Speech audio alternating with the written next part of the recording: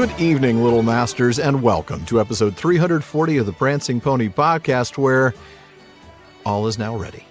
Here at last, dear friends, comes the end of Season 8 of the PPP. I will not say, do not weep, for not all tears are an evil. Well, folks, I'm Shawn Marchese, the Lord of the Mark, and I'm here with the Man of the West, who will go on to become mayor, of course, for as long as he wants to be, Alan Sisto.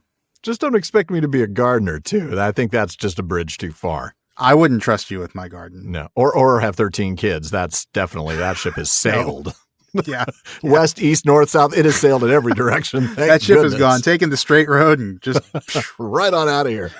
By the way, speaking of the mayorship in the Shire, I need to issue a quick clarification, something like that. So 2 weeks ago for sure, and maybe again last week, I don't remember, I mentioned something about Will Whitfoot's political machine. I still think he's a political machine, no doubt.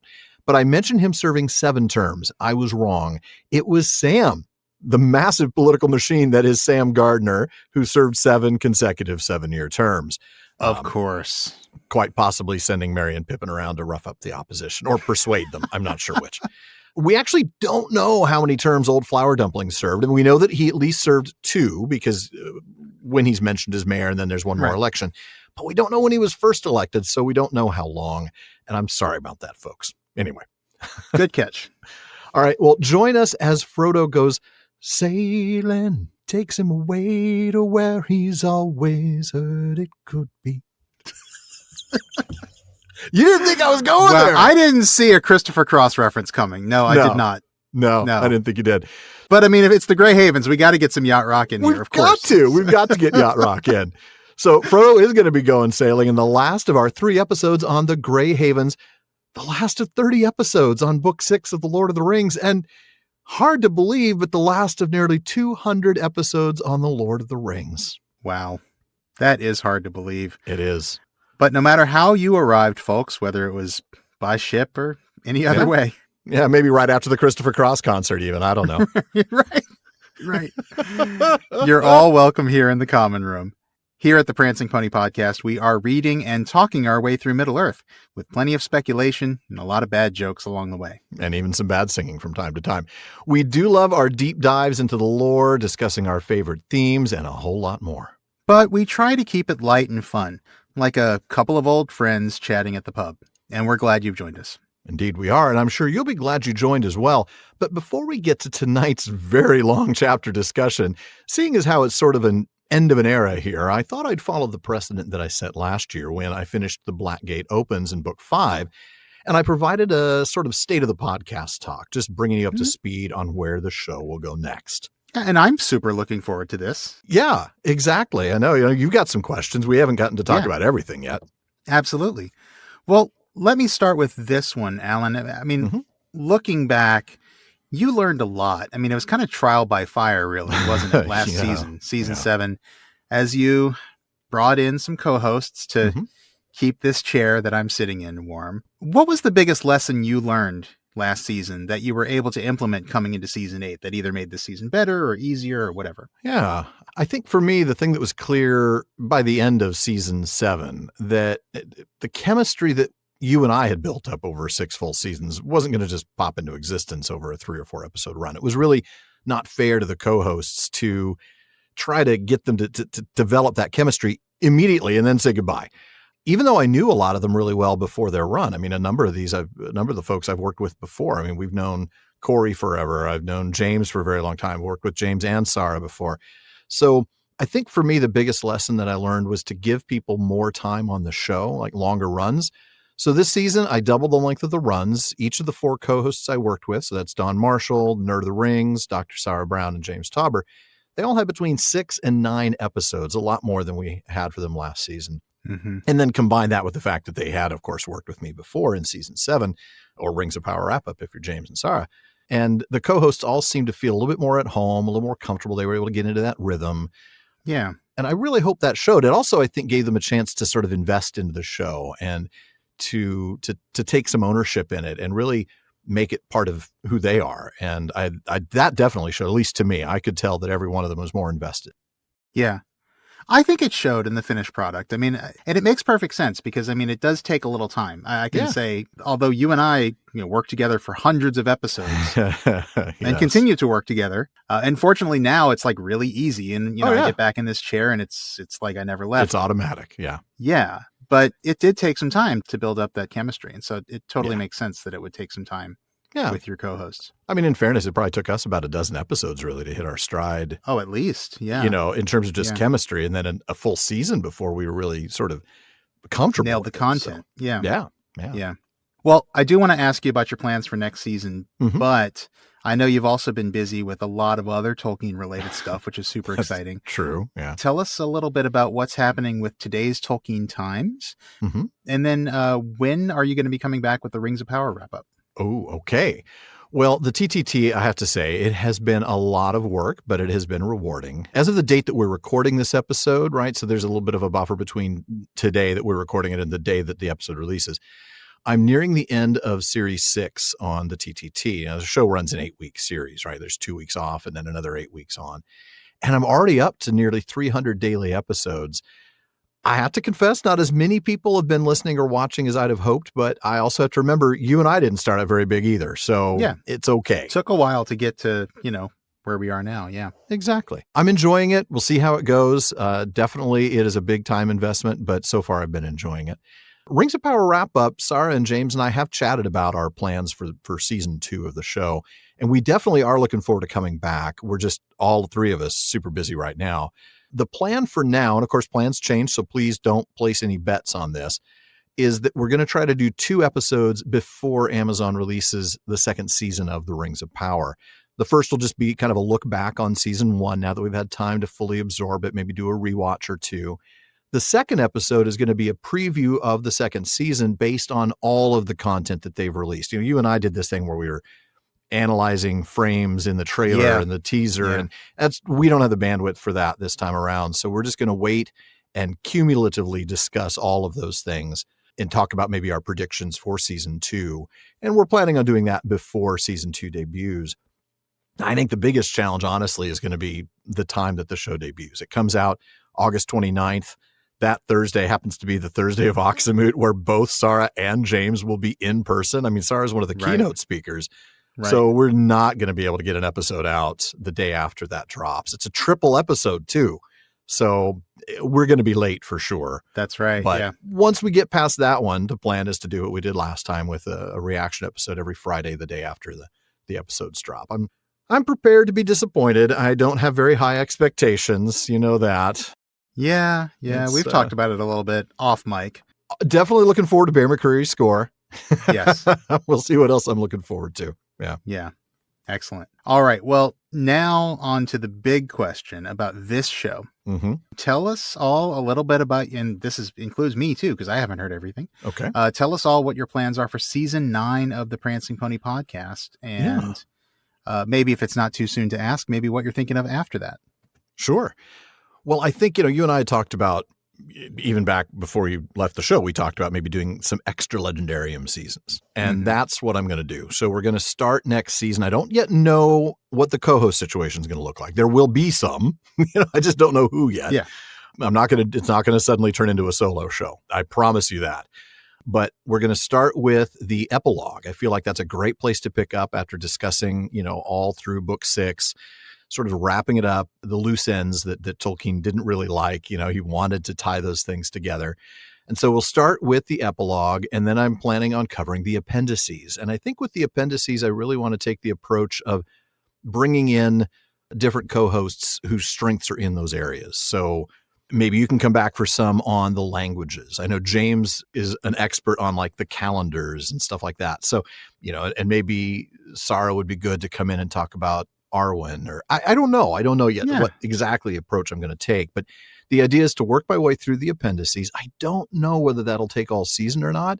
I kind of have a hard time thinking that it will. I mean, it might. I don't know really at this point. I mean, it's certainly a lot less content, but it's a more densely packed content. Yeah. So, more things to unpack. There's less narrative. So it could take all year. I don't expect it to. And so the next thing I'll do after the appendices is do all the other extra legendarium tales. So I'm going to go through the great tales, and that includes Beren and Luthien, Children of Húrin, and Fall of Gondolin. Excellent. And yeah, I'm really looking forward to those. And I want to give those proper time. I think you and I did the Children of Húrin in 3 episodes. And those were long episodes. I mean, in all fairness. Well, and that was the Silmarillion version, right? So, I mean, that was of Turin Turambar. And I think we brought in some stuff from Children of Húrin, didn't you? Exactly. Just like we did with Tuor when we supplemented stuff from the Unfinished Tales version. Ironically, we had to bring in stuff from the Unfinished Tales version of Tuor because the Fall of Gondolin hadn't been published yet. That's right. I remember when it came out. So something along those lines, we'll go through the great tales, and then I'm going to take a look at the other sort of complete or almost complete tales in History Middle-earth and Unfinished Tales. So I do want to spend a very long time on Eldarion and Arendis. I've already talked to Sarah Brown about that and said, you're going to come back for Eldarion and Arendis. We got to talk about that. And then I also want to talk about like the Atherbeth and some of the other nearly finished and intact stories that really have some of that deep material to talk about that are in History Middle-earth. My hope and plan is that those combined, all that additional legendarium stuff, will take 2 seasons, seasons 9 and 10. There's a possibility it'll take season 11. I don't think that'll stretch out to 3 years, but the Great Tales might take a very long time. It could take 3 seasons to cover all that. And then that's when I want to do the Silmarillion redone, right? I want to go back and revisit after 10 years, maybe 11 years, go back and look at the Silmarillion again. And I mean, we've talked about that almost since the beginning. Yeah, pretty much since the end of season 1. Like, yeah, wouldn't it be cool to come back and do this again at the end? And yeah, that would be cool. I'm going to hold out hope, Shawn, that your circumstances will be a little different then and that you could come back, because I think that would be a lot of fun. That would be cool to have you come back and talk through that. That would be cool. If I can, I would love to. I think it'd be a lot of fun. Can't hold you to it, but I'd love to have you back for that. And then after the Silmarillion, I want to do a season or 2, depending on the pacing and the material, a season or 2 of the non-legendarium tales, everything like Smith of Wootton Major, Farmer Giles, and of course my favorite, Leaf by Nigel. But, really all of that stuff, the homecoming of Beorhtnoth, Beorhthelm's son. I mean, I'm not sure I'm going to go into like Finn and Hengist, right? Right, yeah. The fragment thing. It's probably beyond my skill level to really talk about that. Fall of Arthur. Oh, actually, I think I might want to do Fall of Arthur. I mean, there's just not much there, though, is there? No, but it's such a different spin on things. Maybe a True and a Troon. There's a number of things. Certainly maybe his translation of Beowulf, bring in somebody who's a genuine Beowulf expert and talk about that and where it's different and why and things like that. Yeah, so that's cool. There's so many people to talk to about those things, but I think at least 1 season there. So depending on whether the extra legendarium takes 2 or 3 years, and depending on whether the non-legendarium is 1 year or 2, we're looking at 5 to 7 more years after this season is over. So we've got at least 5 more years to go. Yeah. Total of what is that? 13, 14, maybe even 15 seasons if everything really gets extended a long time. So it's possible. Which means that we're just over halfway at this point. That's pretty surprising. Yeah. I mean, I kind of hope that's the case, but I think certainly we've got at least 5 more years, in which case we're, still not even 3/4 of the way through. Yeah. I am going to try to keep the TTT running that long as well. That's going to be hard, coming up with that many episodes every season.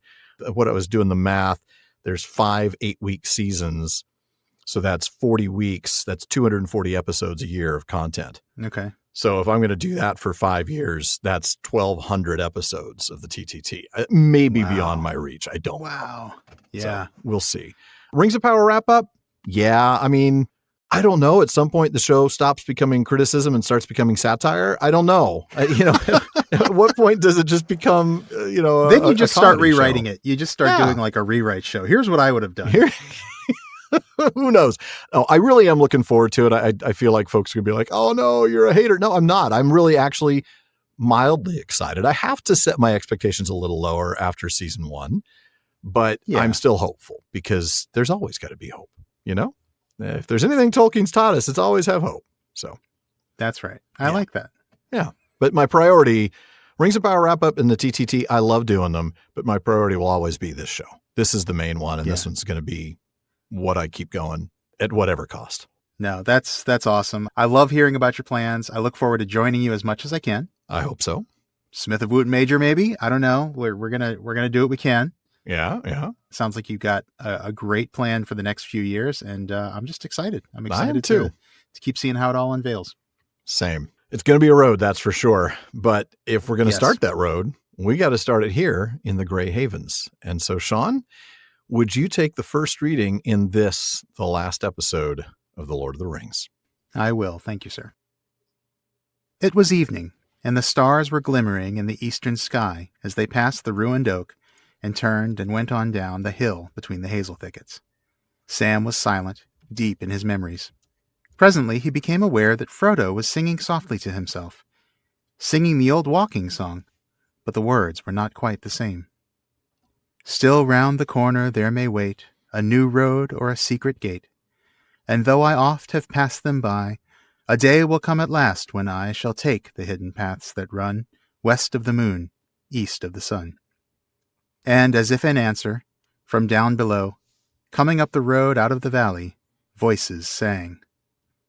Ah, Elbereth Gilthoniel, Celibrin penna Miriel o menel aglar elenath, Gilthoniel, ah, Elbereth. We still remember, we who dwell in this far land beneath the trees, the starlight on the western seas. Frodo and Sam halted and sat silent in the soft shadows, until they saw a shimmer as the travelers came towards them.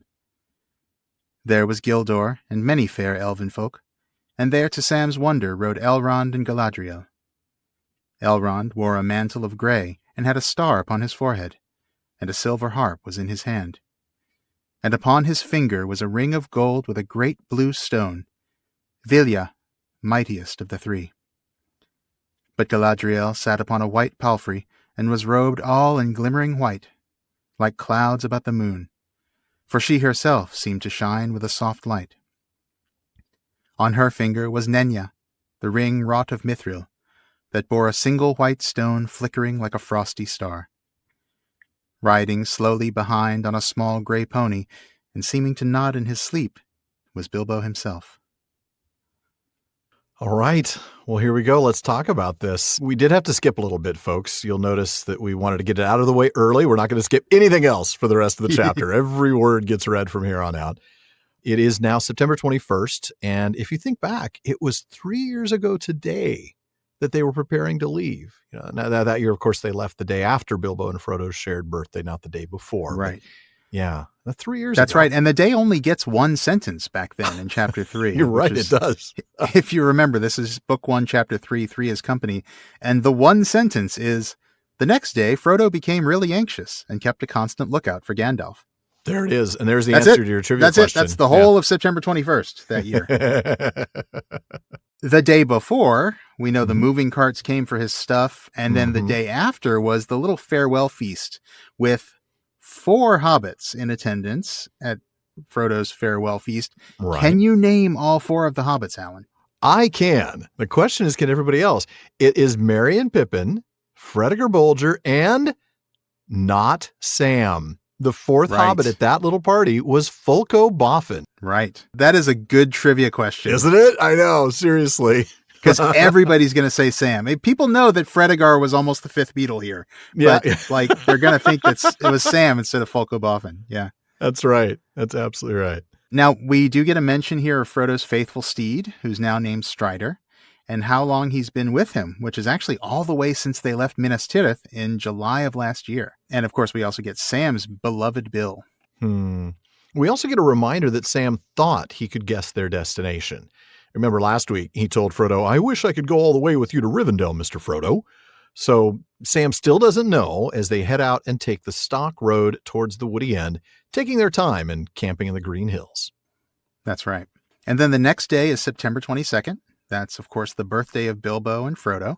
And they're headed into the woody end now, as Sam spots the tree that they first hid behind all those years ago when the Black Rider came upon them. That's right. And we have to go back to that moment and read we the have text. to. Yeah, all of these moments. We're going to just drink it all in. Yeah. Yeah. So I'm going to go ahead and read this passage here. The sun was beginning to get low, and the light of afternoon was on the land as they went down the hill. So far they had not met a soul on the road. This way was not much used, being hardly fit for carts, and there was little traffic to the woody end. They had been jogging along again for an hour or more, when Sam stopped a moment as if listening. They were now on level ground, and the road, after much winding, lay straight ahead through grassland sprinkled with tall trees, outliers of the approaching woods. "I can hear a pony or a horse coming along the road behind," said Sam. They looked back, but the turn of the road prevented them from seeing far. "I wonder if that is Gandalf coming after us," said Frodo. But even as he said it, he had a feeling that it was not so, and a sudden desire to hide from the view of the rider came over him. That's right. So after they decided to hide, even if it was Gandalf, we read this. The other two ran quickly to the left and down into a little hollow not far from the road. There they lay flat. Frodo hesitated for a second. Curiosity or some other feeling was struggling with his desire to hide. The sound of hoofs drew nearer. Just in time, he threw himself down in a patch of long grass behind a tree that overshadowed the road. Then he lifted his head and peered cautiously above one of the great roots. And that's when he sees the Black Rider. Mm-hmm. And as I'm talking about the Black Riders, Alan, it's kind of hard to believe that, like, those 9 terrifying creatures are gone now. And they're toast. They're gone, and Frodo and the hobbits are still here. That's right. That's pretty cool. And back here in this exact spot. And back here in this spot. Absolutely. Mm-hmm. And here's the passage. Round the corner came a black horse. No hobbit pony, but a full-sized horse. And on it sat a large man who seemed to crouch in the saddle, wrapped in a great black cloak and hood, so that only his boots and the high stirrups showed below. His face was shadowed and invisible. When it reached the tree and was level with Frodo, the horse stopped. The riding figure sat quite still with its head bowed as if listening. From inside the hood came a noise as of someone sniffing to catch an elusive scent. The head turned from side to side of the road. A sudden, unreasoning fear of discovery laid hold of Frodo, and he thought of his ring. He hardly dared to breathe, and yet the desire to get it out of his pocket became so strong that he began slowly to move his hand.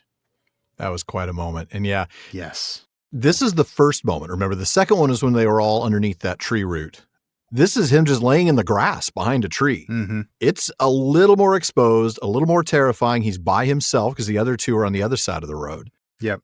And that's exactly where they are right now. So here we are, almost 3 years to the day, and they're in that exact same spot. And now we are to the spot in the text where we actually picked up with the reading. So we did skip some stuff. I just wanted to point it out. It's just that we're now done with skipping the stuff. We're reading the rest of the chapter from here on out, aren't we? Yep. So back to where we did read. It is now late on the evening of the 22nd. 3 years ago, Frodo was enjoying that small celebration in his now empty bag end. Thursday, his birthday morning, dawned as fair and clear as it had long ago for Bilbo's great party. Still, Gandalf did not appear. In the evening, Frodo gave his farewell feast. It was quite small, just a dinner for himself and his 4 helpers, which include Folco. Yes. And we read that the dining room was bare except for a table and chairs, but the food was good and there was good wine.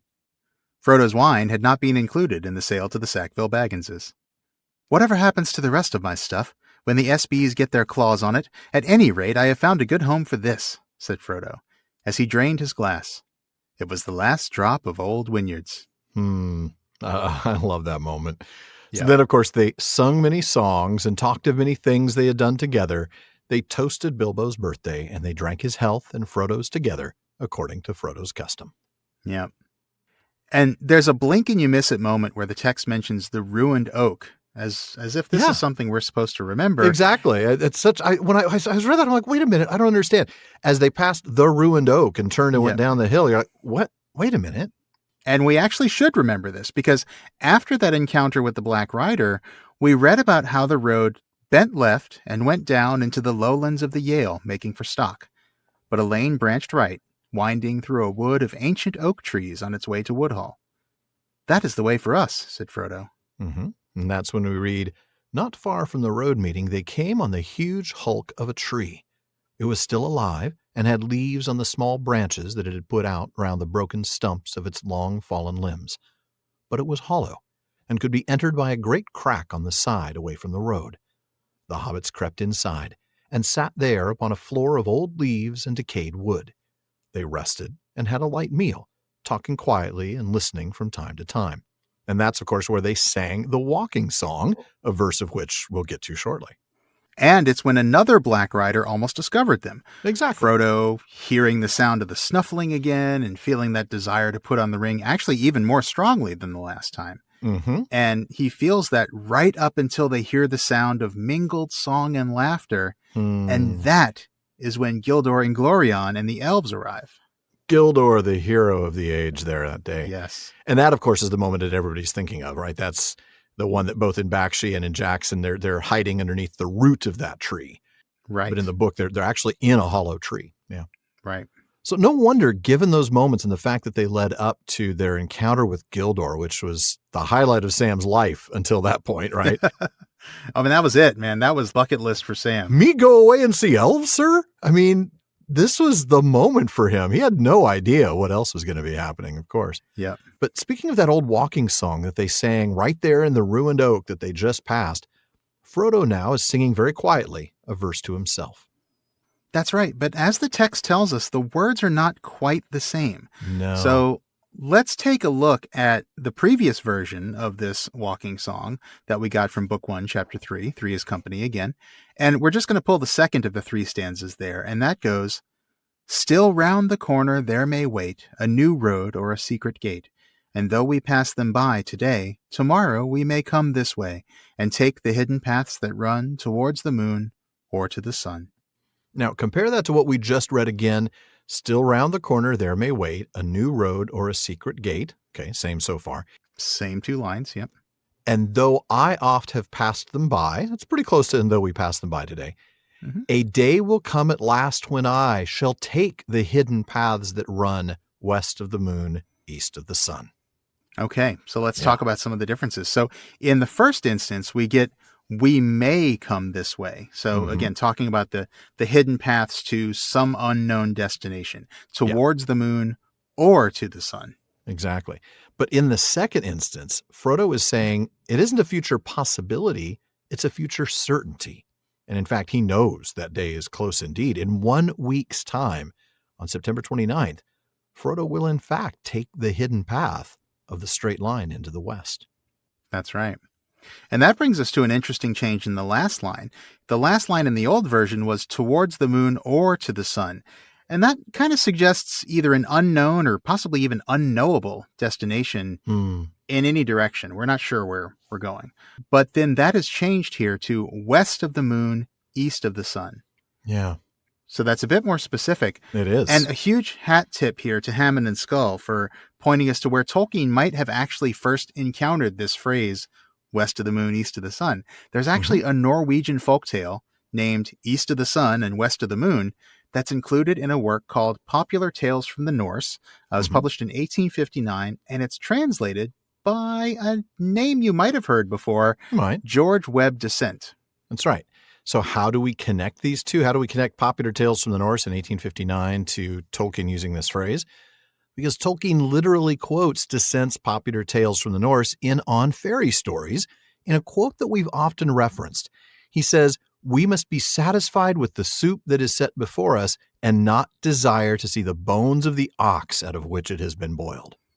That's right. So that is a Descent quote originally. Yeah. And I want to pause here and make sure folks have a chance to absorb that because we talk about, the bones of the ox all the time. We've done it on the podcast. We did it in the book as though it is something Tolkien said. And it is something Tolkien said, but he was quoting Descent. Right. Absolutely. And in fact, he even says in On Fairy Stories that he sort of means it differently than Descent did. Right. And I don't recall the exact distinction, but he makes that exception right away. I can't remember the specifics, but I think Descent was talking more philologically and Tolkien is talking more just like sort of in a pure fairy story sense, like the origins of the influences or the sources of the fairy story. Yeah. Correct.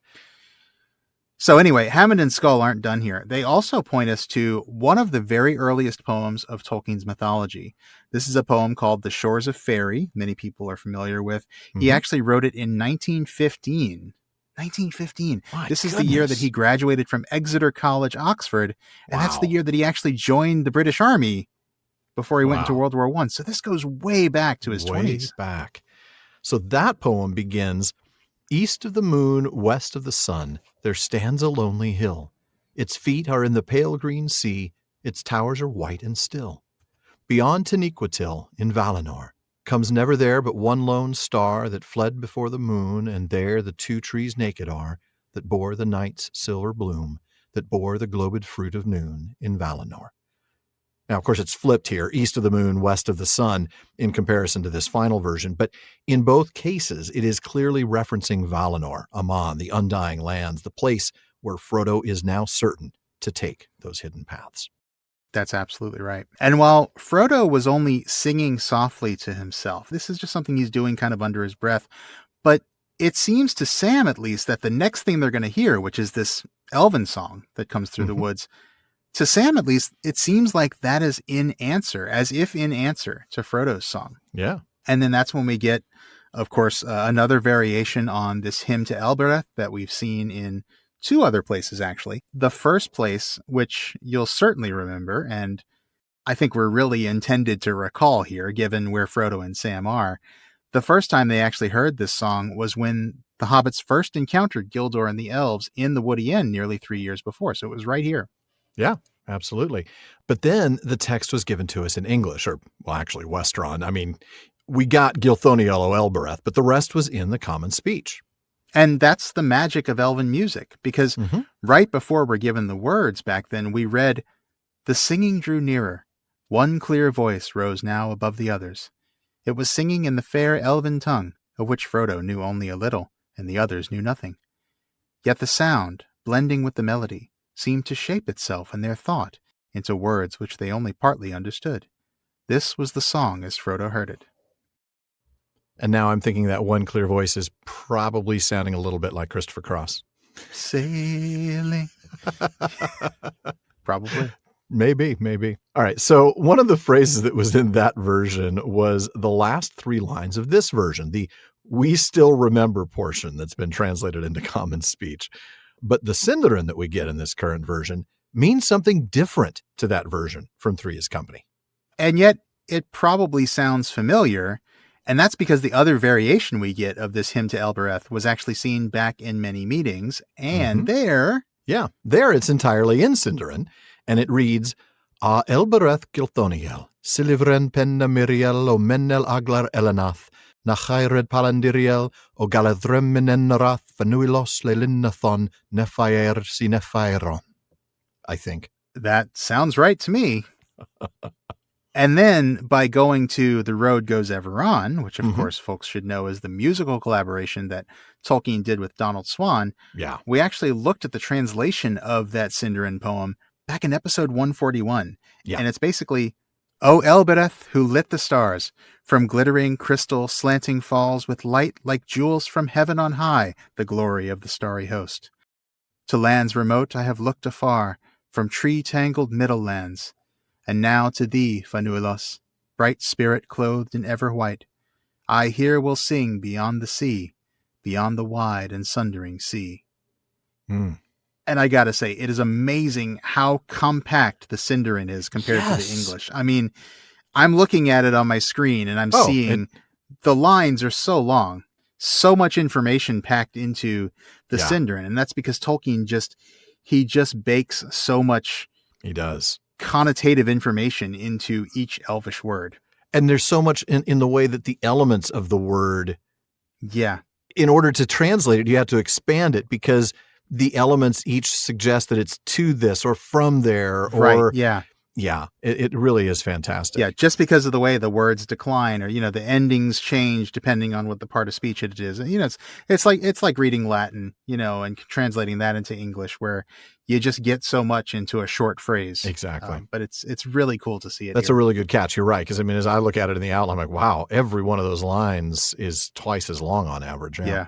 So this version that they hear here, the one that's not in response, the one that they think is in response to Frodo singing that song to himself, includes the part that would be translated as this: "O Elbereth who lit the stars, from glittering crystal slanting falls with light like jewels from heaven on high, the glory of the starry host," followed by the repeat of Elbereth's name and then the common speech ending. And of course, for more on Elbereth, go back to our discussion of her name in episode 105 and then again in episode 141. That's right. There's always more. You can find more somewhere. Yeah, There's always more. At least this time we did the homework of telling you where to go. Yes, we tried to go back and like, okay, we need to point them to the specific episodes. Yeah, exactly. All right, so back to the text here. Frodo and Sam stop and wait. Mm-hmm. And then we see the arrival of, I don't know, just some nobodies, just some ordinary people. Not just the greatest of the Eldar. Like the greatest living elves in Middle-earth today, and a few other very important people. So actually, Gildor is named first. Which is funny because he's the least important guy here, let's face it. Right. Yeah. And I think he's the opening act for the opening act. Right. Totally. But it's the two elves following that are the biggest surprise to Sam. And of course, to us as readers, if we're still reading this for the first time and thinking about Frodo and Sam going to Rivendell. And I know it's hard, but try to think back to the first time you read this and, you're with Sam on this lack of knowledge and you're thinking, well, I guess they're going to Rivendell. That's right. Why wouldn't they? They've been to Rivendell before. They're going to go back to Rivendell now. Yeah, I have to think, what would that have been like as a first-time reader? But so Elrond comes next after Gildor is named, and he's wearing the star upon his forehead that he was actually wearing when we first met him in Rivendell, and this takes us all the way back to that moment. His hair was dark as the shadows of twilight, and upon it was set a circlet of silver. His eyes were gray as a clear evening, and in them was a light like the light of stars. And now we see that he's wearing a ring. It's described as gold with a great blue stone, and it's named as Vilya, the mightiest of the three. That's right. Now, interestingly, in the first draft, the ring was neither named nor mentioned. Now, the second draft, it showed up. It was described, but it still wasn't named. It was only in the galley-proof stage that Tolkien added Vilya, mightiest of the three. That's right. And I don't think we've talked about the name of this ring before, because this is the first time that we've actually seen its name listed or the person who bears it identified. That's right. Vilya is a Quenya word, and it comes from Vilwa, which means lower air or sky. That's right. And we do get a bit more about it in Otrapada, which is of the Rings of Power in the Third Age. Sorry, every once in a while we throw out our acronyms. In that chapter in the Silmarillion, we read, Narya, Nenya, and Vilya, they were named, the rings of fire and of water and of air, set with ruby and adamant and sapphire. So we know that Vilya is the ring of air and that the great blue stone is, of course, a sapphire. And that makes perfect sense, right? We've got this whole elemental thing going with the three. Yeah. And Vilya, the name comes from sky or lower air, so it makes sense, the ring of air. That's right. Now, about those names, though, Hammond and Skull actually point us to an early draft of The Shadow of the Past, where in that early version, he actually gave them different names. In that version, they were named Kemen, Ear, and Menel, the rings of earth, sea, and heaven. Yep. Now, we've seen Ear before a lot, right? Earendil, Earnur, and we've seen that a ton, along with, many other names. We've also even seen Menel, like Aldarian's father, King Meneldur, or the Meneltarma, right? Yeah. So that's, we know that. The pillar of heaven, Meneltarma. Right. And even the Elvish song we just looked at, there was a line in there, O Menel Agar Elenath. So Menel is a common element that we've seen. Kemen is a little less frequent, unless, of course, you watch Rings of Power, but, then it's just a dude with a bad haircut. Right. But Kemen means earth, like Yavanna Kementari, queen of the earth. That's right. And it's interesting because even though they're called earth, sea, and heaven in that early draft, I mean, in a certain sense, that kind of maps to earth, water, and air, right? Yeah. So there's still kind of an elemental thing going, but it's almost more like domains, isn't it? It doesn't seem as much like elements as it seems like places, especially heaven instead of air. I feel like that seems to refer more to a place than it does than a substance or something, right? Yeah, exactly. Finally, after Elrond, we see Galadriel, and as usual, she's rocking it.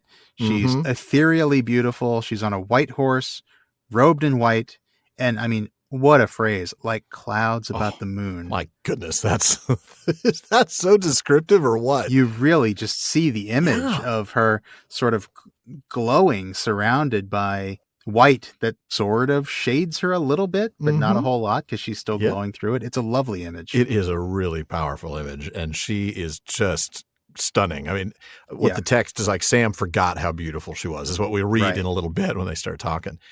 Right. Fantastic moment. Yeah. Yeah. And of course, her ring is Nenya, as we learned back during the Mirror of Galadriel when she actually named it. She said, "This is Nenya, the ring of adamant, and I am its keeper." Mm-hmm. And it will not surprise you to learn that name, Nenya, is from Quenya, Nin, which means water. Right, like Nin Hethoil or some of the other times that we see the element Nin. That's right. Mm-hmm. Even though that particular usage of it is Sindarin, but it's basically the same word in Quenya. That's true. Yeah, that's a good point. That is a Sindarin word, and not always is it true that the Sindarin and Quenya are so similar. They don't always stay that similar to each other, but in this particular case, they do. Yeah. Here, though, we learn something additional about the ring. We learn that it's made of mithril, though in the draft, it was just described as a great ring bearing a single white stone that flickered like a frosty star.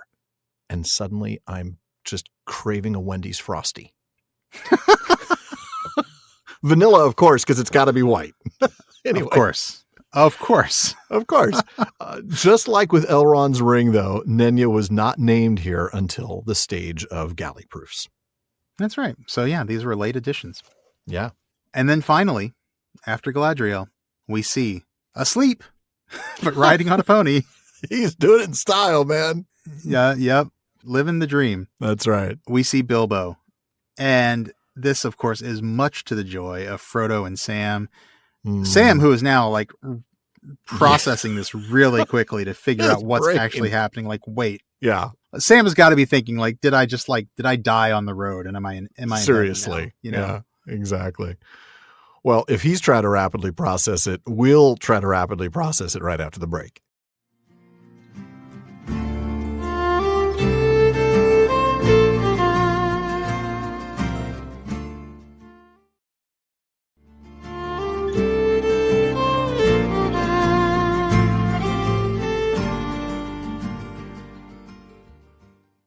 Now, we'll get back just in time for Sam's heart to be crushed by reality in just a minute. But first, we want to remind you there's a lot more talk going on at the Prancing Pony podcast than just us.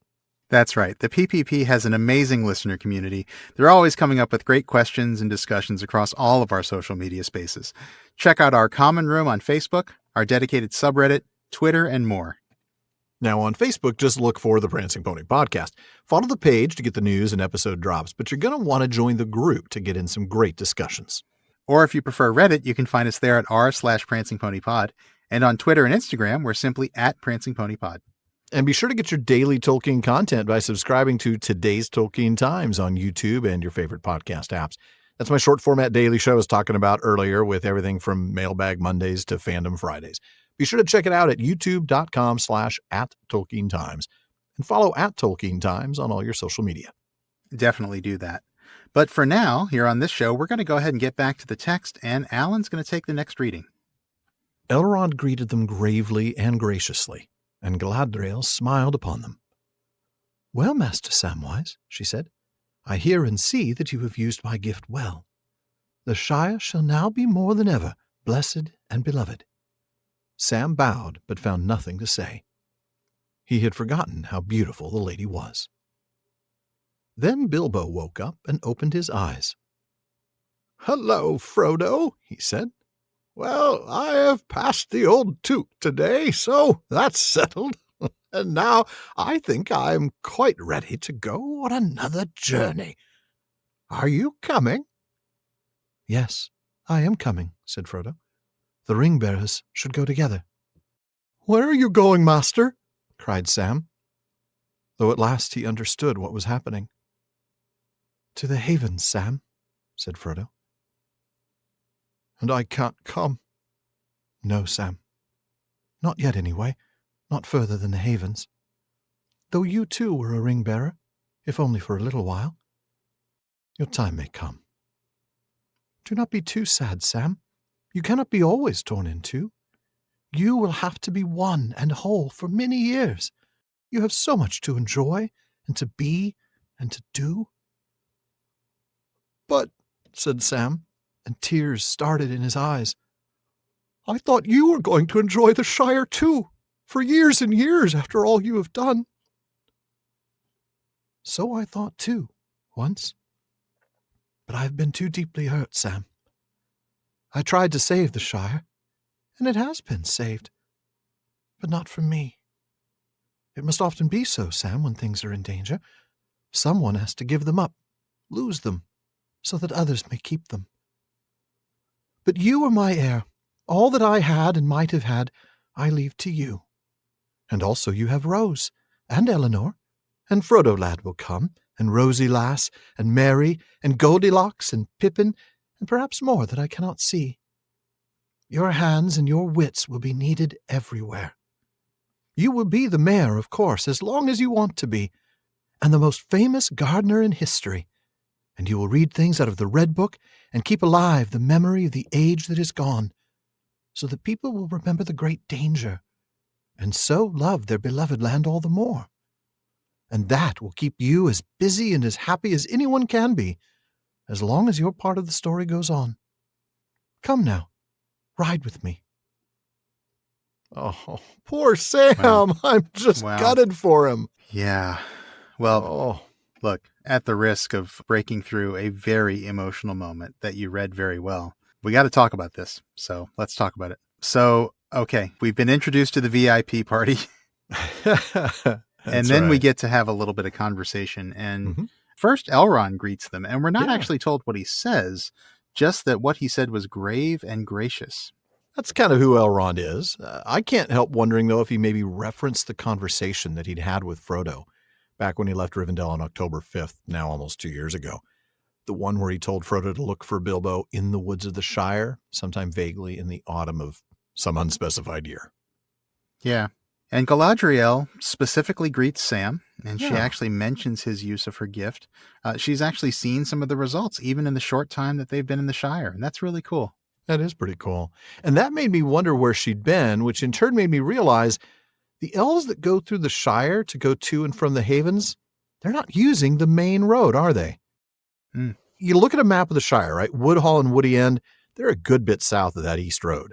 In fact, Woodhall itself appears to be kind of at the end of a dead-end road that branches off the road that leads from Stock to Tuckborough. Yeah, it does make one wonder exactly what route the elves take from Rivendell. I mean, kind of have to assume that they follow the road most of the way, but then, I don't know, maybe before they reach Bree, they start to go off-road? Maybe. I mean, I don't know where are they just walking parallel to the road cross country? Are they going around? Do they travel through the Barrow Downs in the Old Forest? I mean, actually that can't be because there's the hedge that separates the Old Forest from Buckland. It only has a couple of gates. They're not sneaking through that. Yeah. That's a good point. I mean, unless they go all the way south of the Old Forest and then come up into the Marish from the south. Yeah. Crossing near where the Baranduin and the Shireborn rivers meet. Yeah. Or do they just cross the Brandywine Bridge when nobody's looking and then head south towards Stock before going cross country to Woodhall? I don't know. Yeah. I don't know. The idea of the Old Forest was my first thought, but as I think about it, that doesn't make any sense at all because the way Elrond spoke about Tom Bombadil way back at the council suggests that the elves really don't go near his little kingdom. I mean, you remember he says, but I had forgotten Bombadil, if indeed this is still the same that walked the woods and hills long ago, and even then was older than the old. Had his people been traversing the Old Forest, Elrond wouldn't have talked about him like that. You know, he would have talked about him as somebody that he was aware of. Somebody that he's seen recently or is aware of or felt his presence or something, yeah. Exactly, or that he'd heard news of from Gildor or the other people that have been going to and from. Yeah, that's a good point. Yeah. I mean, that makes it clear to me they're not communicating with him in any direct way. Right. He's clearly out of touch in that sense. So, I don't know. I mean, I tend to think that they're staying off the road, traveling cross country, but that they have to cross the river by using the road at the Brandywine Bridge, maybe? Makes sense that they would have to, yeah. I don't know. But they probably want to stay off the road as much as they can. They don't want to be seen. No. I mean, they're good at not being seen even when they're traveling, as we'll see. But as we'll see in a minute, that's true. Yeah, I still think, though, they're trying to, avoid prying eyes. Yeah. That just seems like the elvish thing to do. I mean, maybe whenever there's a chance to go through a forest, they're going to go through a forest. But again, like you said, not the Old Forest. So yeah, I don't know. It is a good question. Yeah, no idea. But Galadriel adds the Shire will not only now be more blessed than ever, but also more beloved. I just found that a really beautiful blessing, truly fitting, and certainly a very encouraging thing to say to Sam. I do kind of love that. I mean, it's a little bit more down to earth than blessed, isn't it? I mean, blessed implies something spiritual, something lofty, something ethereal, whereas beloved is just, Yeah. simple pleasure, simple joy from hobbits. And Yeah, I agree. yeah. Well, and then finally Bilbo wakes up and he greets them. Are we there yet? Yeah. Right. Oh, Bilbo. Love Bilbo so much. He is very old. Yes, he is. He is pleased to have finally passed the old toque officially on this day, of course, because remember, this is September 22nd. That's right. This is Bilbo's 131st birthday. My goodness. And like we talked about last week, yes, maybe the ring played a role, but really, let's be honest, he's the grandson of the old toque. So he clearly has longevity in his genes. Yeah. Yeah. So it's 20 years to the day after the long expected party took place. That's hard to believe that was 20 years ago. I know. Yeah. Yeah. Now that he's 131 and, almost at the end of his journey, he expresses his readiness for another journey. And he asks Frodo a question that, Sam's not ready to hear. He asks Frodo if he's coming.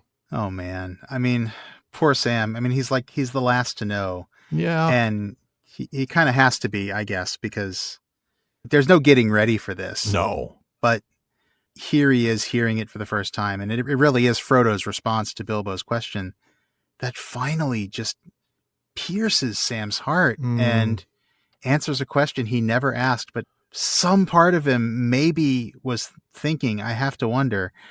But anyway, Frodo's answer, I have to say, was a bit longer in the draft. In the draft, he actually said, "Yes, I am coming before the wound returns." Ooh. And the ring bearers should go together. Before the wound returns. That makes sense. I mean, each of the preceding 2 years, as we've read in the text, he was seriously ill on October 6th, which was the anniversary of his being stabbed by the Witch King with the Morgul blade while on Weathertop. And he will indeed sail before that date. Like we said before, it's going to be September 29th that they leave. So right. And so that's just 2 weeks away. I mean, he doesn't have a whole lot of time here. No, he does not. And in fact, October 6th actually does come back one more time in the book. It's actually the date that Sam returns to Bag End at the end of this chapter, which we'll get to shortly. That's right. And then we get Sam's heartbreaking question here. The way it's phrased makes it clear he knows already that he can't go. He doesn't ask, where are we going? He asks, where are you going? Yeah, I think that's very telling. That says a lot. Yeah. I think you're right. I think he already knows. Absolutely.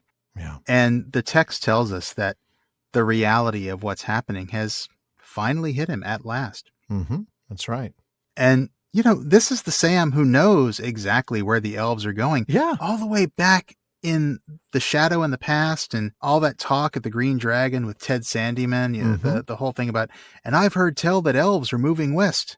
They do say they are going to the harbors, out away beyond the White Towers. That's right.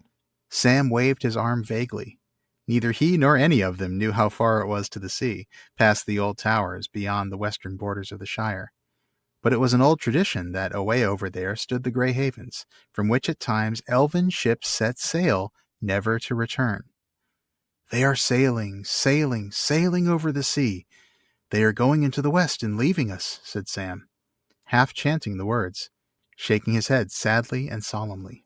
Exactly. So Sam does know, and he knows about the havens. He knows the elves go there regularly. He was even a part of the Council of Elrond, secretively, when Elrond said, but maybe when the one has gone, the three will fail, and many fair things will fade and be forgotten. That is my belief. So he knows all of these things are happening. So it's no surprise that after Frodo tells him that they're going to the havens, Sam's next line isn't a question at all. It's a statement. He knows he can't go with them. That's right. It is 100% a statement. He absolutely knows that's the truth. Yeah. And Frodo confirms it, but he adds something very important. He says, not yet. Oh, I love that. And he reminds Sam that Sam was also a ring bearer and that his time, the time to make this same journey, that time may come. Yeah. Yeah, it may. I mean, we know it will, actually, but yeah. Before we move on to the important stuff about being torn in two versus being whole, and there is some stuff to talk about there, I want to talk about this idea about his time may come. Sam's time may come. How? Not necessarily will it. We know it does. We know that Frodo was able We know it does because we've read through this before. And, exactly. We read the appendices. We've read the Tale of Years. We know what happens. But we know that Frodo was able to go, not specifically because Arwen gave up her seat on the ship, as we've talked about now a couple of times, but because she put in a plea for him to Gandalf, either directly or through Galadriel, and that he, in his authority as an emissary and plenipotentiary for the Valar, granted that plea. That's right, but there's nothing automatic about ring bearers going to Valinor. There's no like, oh, you bear a ring, you automatically go. I mean, Isildur and Smeagol certainly prove that point. That's true. And also, not being a ring bearer doesn't automatically prevent one from going to Valinor. No. Gimli, for example, is going to end up going into the wild West. exception, but still, yeah. Right. So what are the mechanics behind Sam being allowed to go to Valinor? What do you think? That is a good question because, we know Frodo goes because Arwen's like, hey, he's going to need to be healed. We read this letter in the mailbag a couple of weeks ago, I think it was. And we talked about how she, put in this request basically to Gandalf. And because he had the authority of the Valar, he was able to say yes, which is, that makes sense. How else are you going to get on that boat if you don't know you're going to be right? You're not going to be stuck in the caves of the Forgotten when you get there. Right. Yeah. The Valar are not kind to people who, come on boats to Valinor without permission. Yeah, exactly. I mean, they even gave Eärendil a little bit of a hard time. Like, basically, you're not going to be able to go back on your ship and go home, right? We're going to just throw you into the sky. And So how does Sam get there? I think this question of someone putting in a good word for you is probably significant. I think it's very significant. And I think Frodo is probably the one. I mean, we don't see that, but I suspect rather that it is Frodo who's going to put in that same good word and the request with Gandalf. Or even I think that's right. At that point, he won't have the authority because he won't be the emissary, but he would then be able to take the message to the Valar and get approval. Presumably, yeah. Yeah. I think that's right. What it is. Yeah. And of course, as we know, his time does come. Correct. We've already kind of hinted at this, but in Appendix B, The Tale of Years, we actually read that in the year SR 1482, that's some 61 years from now, after Rose passes away on Mid-Year's Day of that year, on September 22nd, Master Samwise rides out from Bag End. He comes to the Tower Hills and is last seen by Elenor, to whom he gives the red book afterwards kept by the Fairbairns. Among them, the tradition is handed down from Elenor that Samwise passed the towers and went to the Grey Havens and passed over sea, last of the ring bearers. My goodness, 61 years from now. Yeah. So, I mean, we're told the tradition is handed down, but That's come on, true. Is there anybody listening to this or who's read this who does not believe this? Come on. I mean, we've already talked about the whole, some say, but this is even stronger than a some say. This is a tradition by the woman, the full-grown woman at this point. She's not just a child anymore. Right. So she's an old woman by this point. Yeah. Watching her father sail over the sea. Yeah. Yeah. We absolutely are meant to believe that this is actually what happened. Yeah. Absolutely. Yeah. I mean, this is even more sure than Gimli. Right. Because the Gimli thing is some say. That's right. Yeah. But this is a definite thing. Yeah. But the fact that he's going to be there for 61 more years definitely brings us back to this next point, which is the idea of the importance of Sam being whole, of him no longer feeling like he's torn in two. And Frodo is the source of that. Let's be honest, right? I mean, his being torn in two before was, I love Rosie. I want to start my life with her, but I'm really tied to you, Frodo, and I'm still committed to taking care of you and protecting you. And Frodo's like, well, fine, marry Rosie and move in, problem solved. Right, yeah. That solves the problem, but it doesn't solve it forever. Sort of. I mean, he's still going to feel torn in two. He's still going to feel this dual responsibility, these two duties. Right. But he has so much left to accomplish in his life. Right. And I think Frodo knows that as long as Sam has loyalty to him, that Sam might check out on the world the way Frodo's kind of checked out on the world, right? Mm-hmm. And Sam really does have a lot yet to accomplish, and Frodo seems to know this. Yeah. And that's the thing. I think Frodo not only knows that Sam has a lot to accomplish, and therefore it's time for him to move on and to stop being torn in two. Frodo, it's the other way around. He's done his thing. Mm-hmm. He doesn't have, I'm not going to say he doesn't have a future. If he were stuck in the Shire, he would manage, but he would be what we've already seen him be in this chapter. And that is withdrawn from community, sort of isolated. Nobody wants to hear his story. People just want to hear about Merry and Pippin. And maybe Sam's a little bit of a hero too, but he's done, but he knows Sam is not done. Like you said, he would manage. He would manage, but he would not be happy. He would not be fully engaged in earthly life. I mean, he's ready to move on. There's too much pain for him here. He's too hurt. And the thing is, his presence would throw Sam off too. It would prevent Sam from being able to focus on his future. Yeah. You know? And as you said, he would withdraw from Shire community. He has no interest in having a family and having heirs. Sam is his heir. That's all he needs. Exactly. And it's in a way, it's sort of like Bilbo in that sense. You know, Bilbo didn't have any heirs. He made Frodo his heir, and now Frodo's making Sam his heir. Yeah.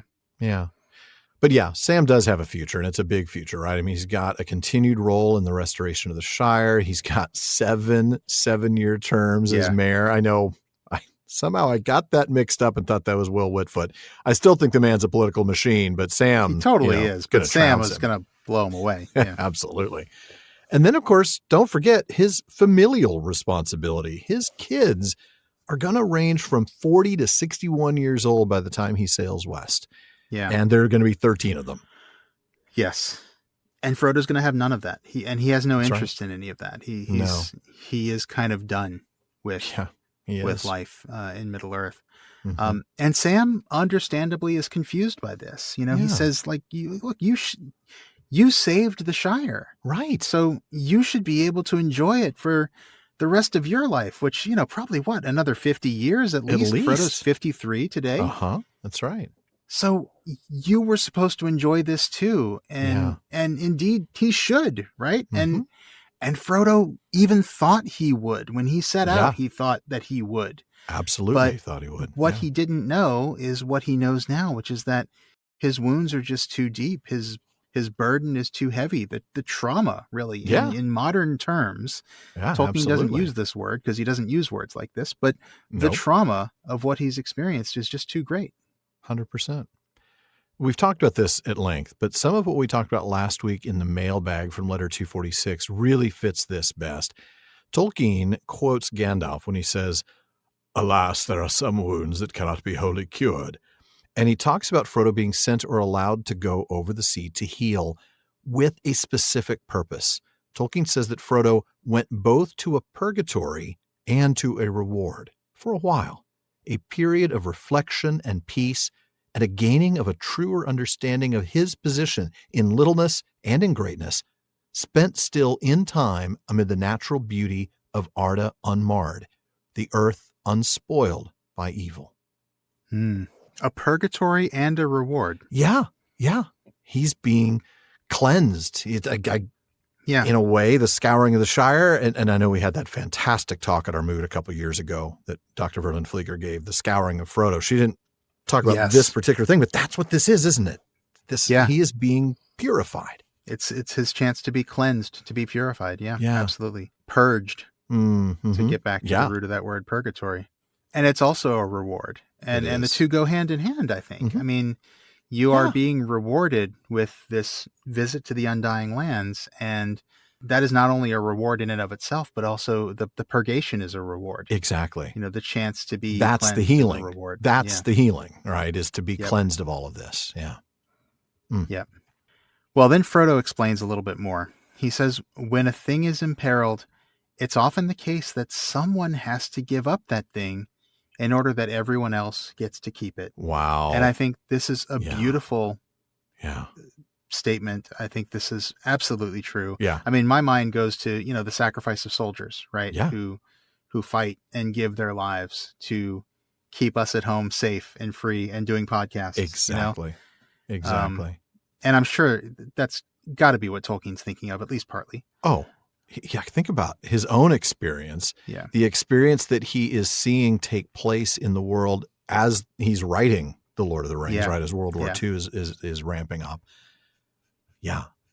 Somebody has to give up the thing in order to ensure that other people get to keep it, that it stays in that state, right? That it stays worth saving in this case. The Shire, in order for the Shire to be saved in the state that it was in, right? For us to then come back and cleanse it. Right. I've had to give it up. Somebody has to sacrifice Somebody had to. and I'm going to be the one. Somebody had to. Yeah. Yeah. Man. And you're right. It is a universal truth. And it's a very, very powerful statement here from Frodo. And I hope that folks really take some time to absorb that. And then that's the moment that we've talked about just a little bit ago about Frodo naming Sam his heir, as Bilbo had named Frodo his heir. And he gives him Bag End. It's unnamed. He doesn't say, I give you Bag End. He says instead, all that I had and might have had. So obviously that includes Bag End. And that makes Sam a pretty wealthy man. I mean, let's be honest. He's now a very wealthy hobbit, and that's a good thing given the eventual size of his family. He doesn't have to figure out how certainly is going to need it. Yeah. Expand the 3-bag shot row, Yeah, he's going to need some liquid assets for sure. Yes, he will. My goodness, yeah. And speaking of family, I mean, this is the passage we've talked about a few times now where Frodo foresees, quote unquote, the names of Sam and Rosie's kids, or as we discussed last time, maybe he just predicts those names and Sam just kind of goes along with those suggestions because, yeah, they're good suggestions.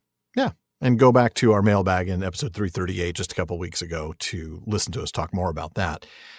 And that's also when Frodo says that he's going to become the mayor and get to stay the mayor for as long as he would like. And that is true. He is, in fact, going to be elected at the next free fair in 1427, unseating the political machine that is Old Flower Dumpling, and then serve those 7 consecutive 7-year terms. Man, the Shire needs term limits. 49 years as the mayor of the Shire. Yeah. That is a political machine. It seems to be working for him. I mean, remember, these are the same people who don't need jails. No, that's fair. That's a very good point. And Sharky's guys. Yeah. And Sam's also going to be reading history. He's going to be keeping these events, the events of this time, alive with a specific purpose. Yeah. And that purpose is to remember the great danger, which would then lead to loving the Shire even more. Let's love talk about that a little bit. And again, that's another one that I think has deep resonance outside of the story, like an eternal truth, if you will, sort of like the idea that yet some people have to give up that thing for everybody else to be able to enjoy it. I think this is similar in the sense that it's a universally true thing that in order for us to remember the great danger and love what we have more, we have to be reminded of that history. The more we know of that history, the more we're going to appreciate the present. But the interesting thing here, and I want to kind of chew this over a little bit with you, hobbits don't really think much about things outside of the Shire. Are they going to be interested in Sam teaching them about these other events in other places, about other peoples? Yeah, and you talking about that reminds me so much of a quote from Verlin Flieger, whom we just mentioned a moment ago. And I'm going to mention her again here because one of my favorite passages in all of Splintered Light, it's near the beginning of the book, and I've got it highlighted in my ebook, so it's very easy to find. I've got it in front of me here. Let's listen to this, and let's talk about how this relates to what we're seeing here. Sure. She says, "The presence and power of the dark are among the most effective elements in Tolkien's mythology. For his vision of the light rides on the dark as sound rides on silence, as spoken words ride on the pauses between them. Each needs the other. The shadow defines and thereby reveals the light as the brightness of the light sharpens the shadow. Opposite points on the circle, they are held in tension by simultaneous attraction and repulsion." Wow. Moving on a little bit, she says, "For as light cannot be known without darkness, so hope needs the contrast of despair to give it meaning, and free will opposes, yet is defined by, the concept of fate." So this is all about those antitheses that we've talked about. Yeah, and what Flieger's saying here is we can recognize the light because we can see the dark. We can recognize hope because we've experienced despair. And that light is brighter for having experienced the darkness, or at least for knowing the darkness. Correct. And so that is exactly what's going on here, where remembering the great danger leads to a greater appreciation and love for the safety of the Shire. Which in turn may enable more, if it ever becomes necessary again, of the hobbits to do what Frodo did, like to give up the Shire in order that others may keep it, right? Because is there another Frodo right now? I mean, aside from Sam, there isn't another Frodo right now. Right. But if Sam teaches them, maybe someday in the future, there Yeah. will be another Frodo. There will be other hobbits who are willing to make that sacrifice, who are Right. willing to take those heroic steps. Yes. Yeah, I think you're absolutely right. And I think that's in large part because Sam does. I mean, we do know that after this, there are more hobbits interested in history. I mean, Right. Previously their history books were basically just family trees. They didn't care about anything else Right. outside They didn't of that. care about events in the world or even events in the Shire that much. No, not really, especially if they happen in another, right. in one of the other Farthings or over in the Buckland, they didn't care. But I think starting with the Fair Barons of Westmarch and, keeping the Red Book and all of this, Eleanor really takes the lead in that. I do think we will see that. And Sam's responsible for that. We don't see this till the epilogue, so we'll talk about it next season at the beginning of season 9. But that's something that is central to that. It's Sam reading from the Red Book and teaching his kids about all these things that happen. And then, of course, Eleanor ends up going on to be sort of responsible for that and taking that role on herself. Yeah. That's right. Man. Lovely. It really is. It really is. And that is going to be, I cannot wait to cover the epilogue next season for that exact reason. But yeah. All of that, Frodo says, will keep Sam not only busy, but deeply satisfied. Something that I think Frodo realizes he'll never experience again in the Shire. Deep satisfaction. For him, that's gone. Yeah. Yeah. And then, of course, he asks him to ride with him. It's a beautiful, beautiful moment. Yeah, it really is. This chapter, man, the hits keep coming, don't they? I know, and they're going to keep coming. We got a couple more readings, and they're just going to keep coming. In fact, will you take the next one for us? I will. Then Elrond and Galadriel rode on. For the third age was over, and the days of the rings were past, and an end was come of the story and song of those times. With them went many elves of the high kindred who would no longer stay in Middle-earth, and among them, filled with a sadness that was yet blessed and without bitterness, rode Sam and Frodo and Bilbo, and the elves delighted to honor them. Though they rode through the midst of the Shire all the evening and all the night, none saw them pass, save the wild creatures, or here and there some wanderer in the dark who saw a swift shimmer under the trees, or a light and shadow flowing through the grass as the moon went westward. And when they had passed from the Shire, going about the south skirts of the White Downs, they came to the Far Downs and to the towers, and looked on the distant sea. And so they rode down at last to Mithlond, to the grey havens in the long firth of Lune. As they came to the gates, Círdan the shipwright came forth to greet them. Very tall he was, and his beard was long, and he was grey and old, save that his eyes were keen as stars, and he looked at them and bowed, and said, "All is now ready." Then Círdan led them to the havens, and there was a white ship lying, and upon the quay, beside a great grey horse, stood a figure, robed all in white, awaiting them. As he turned and came towards them, Frodo saw that Gandalf now wore openly on his hand the third ring, Nardia the Great, and the stone upon it was red as fire. Then those who were to go were glad, for they knew that Gandalf also would take ship with them. But Sam was now sorrowful at heart, and it seemed to him that if the parting would be bitter, more grievous still would be the long road home alone. But even as they stood there, and the elves were going aboard, and all was being made ready to depart, up rode Merry and Pippin in great haste, and amid his tears Pippin laughed.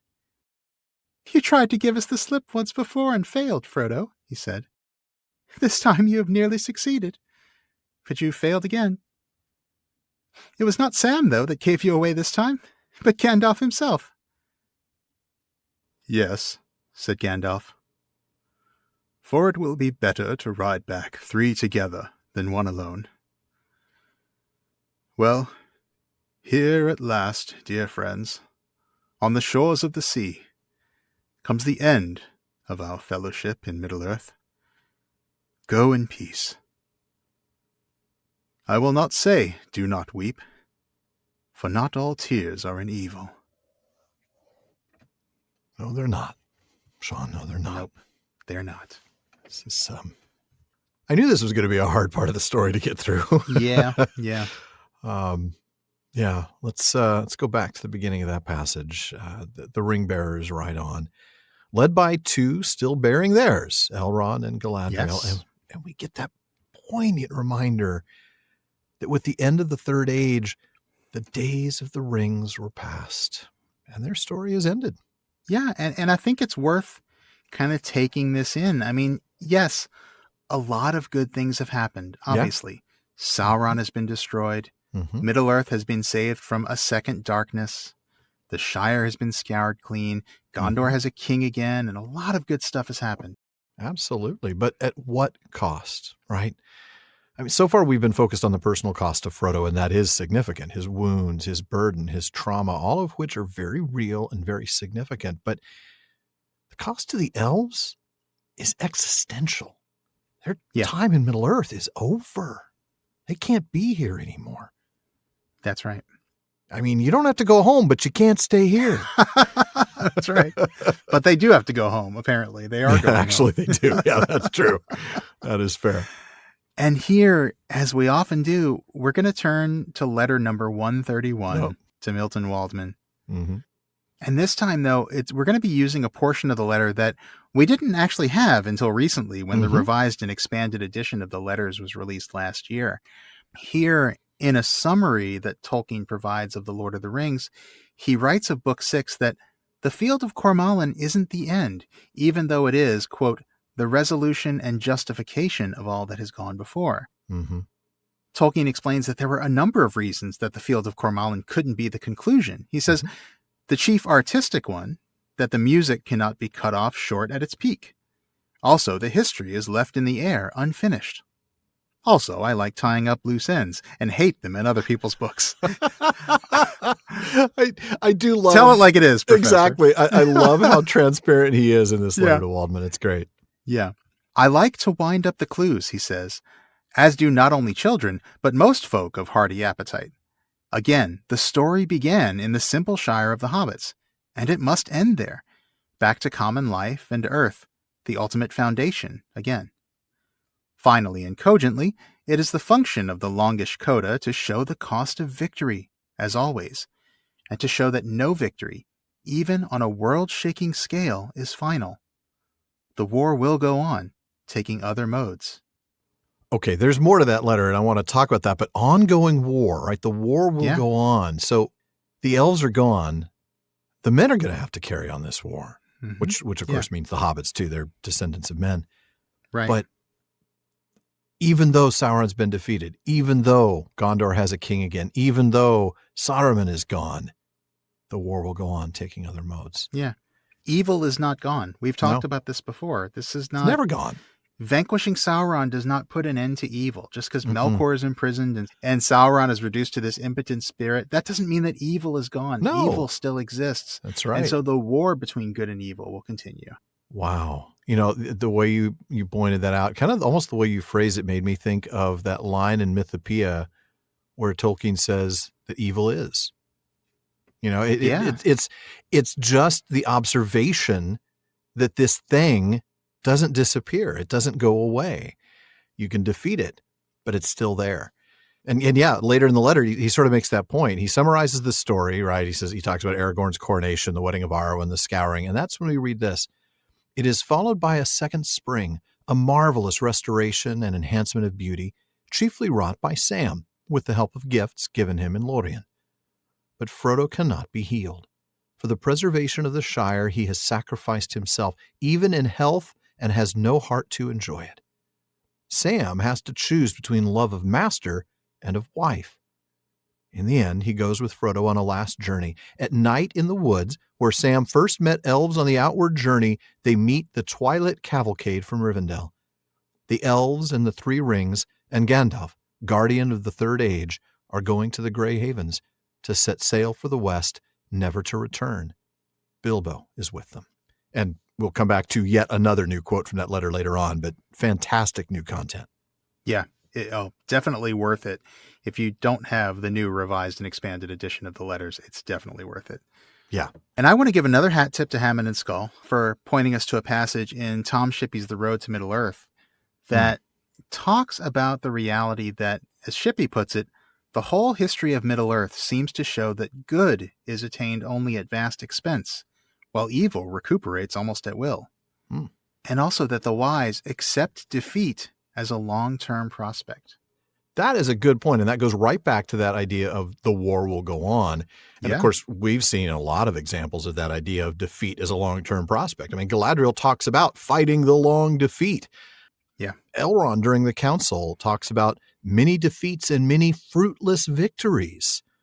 So he knows that even a win is a temporary thing. This victory over Sauron, this seemingly ultimate victory, since Morgoth's behind the doors of night and even Saruman's dead, this seemingly ultimate victory, removing the most powerful source of evil in Middle-earth, is not over. And it's sort of hard to take because it is a defeat of the elves. Yeah.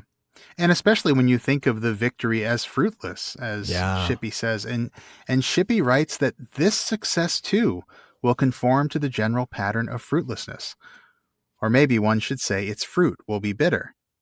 With the one destroyed, the three will also lose their power, so that Lothlorien fades and the elves dwindle.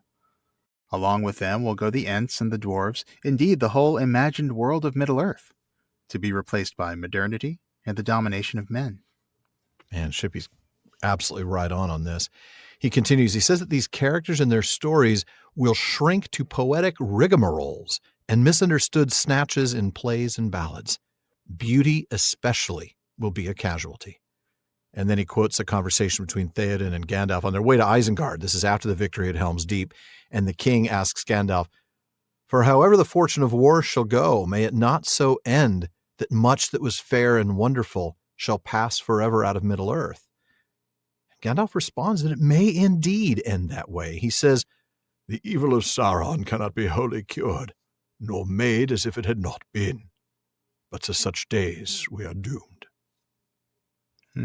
I want to go back to something Shippey said at the beginning of that passage you just read. This idea of these characters, these fairy beings, elves, dwarves, all that, shrinking to poetic rigmaroles. Yeah. I mean, this is what Tolkien was trying to recapture, wasn't it? Exactly. The whole idea is that this is supposed to be sort of a lost secret history of our world. These were real thing. Yeah. These were the real stories about elves and fairies and, the dwarves of the Norse Eddas and, all that stuff was misremembered versions of the real story. And this was supposed to be the real story that has now been lost to us and sort of corrupted and kind of become a parody of itself. And he's really trying to recapture that.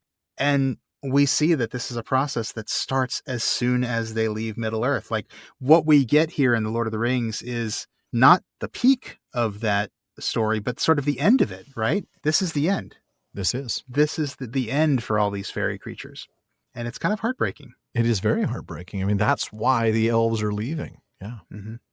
And many of the Noldor, that's the elves of the High Kindred that are referred to here, they're going with them. Yeah. They're experiencing a blessed sadness. It's clearly a sadness, but it's a sadness tinged with joy. This isn't despair.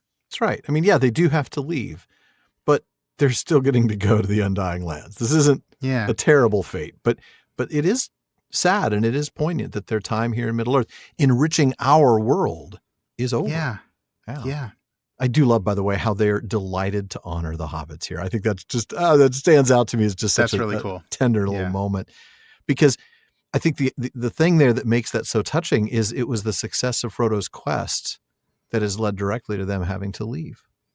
I mean, obviously if he'd failed, it would be worse. It would have been worse. Yeah. It's still, Galadriel talked about that. Like, no matter what happens, all that we've known is over. Either you succeed and we have to leave, or you fail and we all die.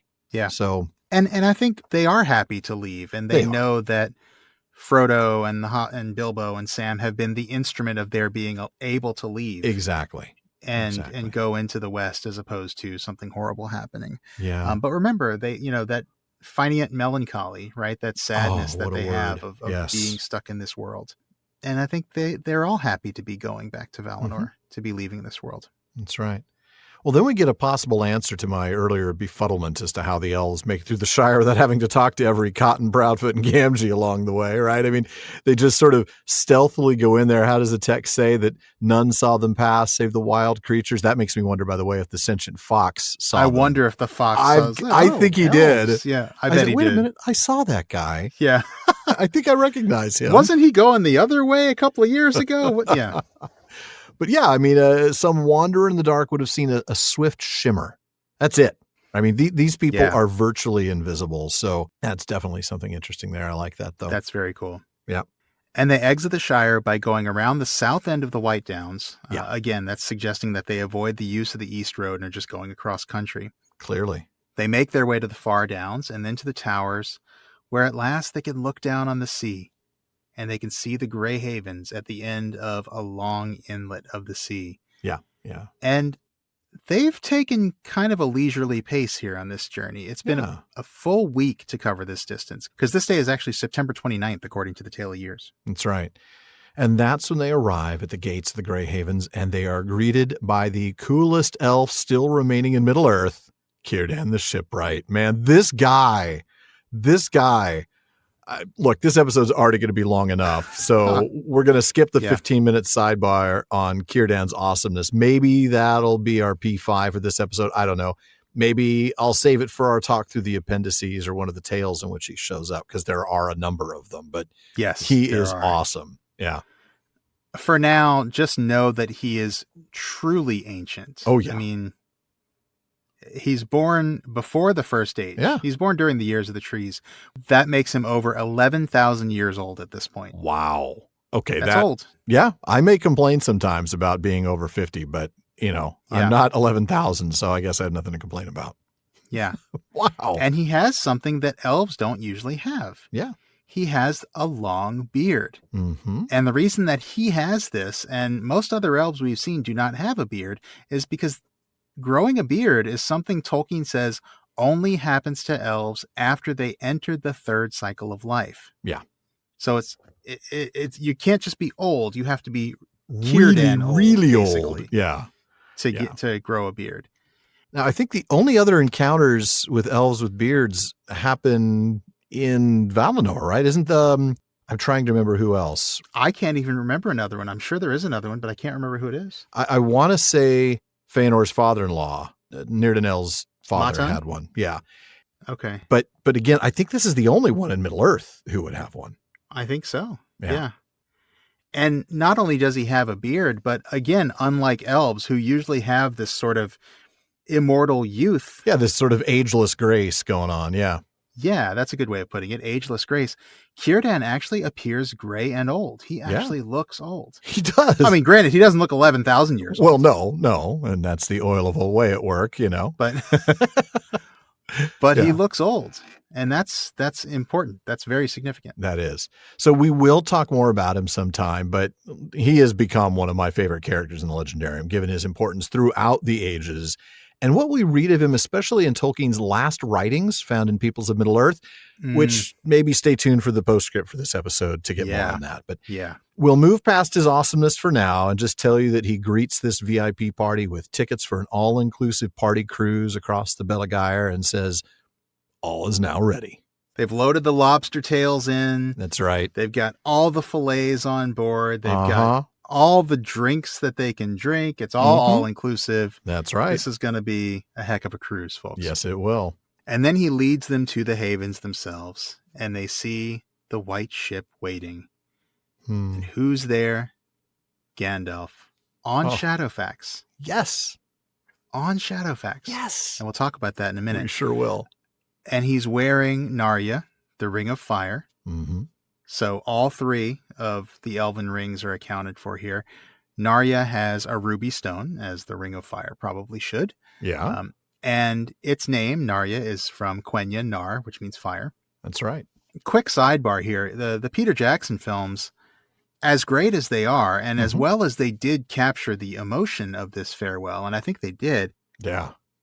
They do kind of mix up some of the details as you're trying to picture the characters arriving here. Remember, in the films, Gandalf actually brings Bilbo to the Shire, and all four of the hobbits join them.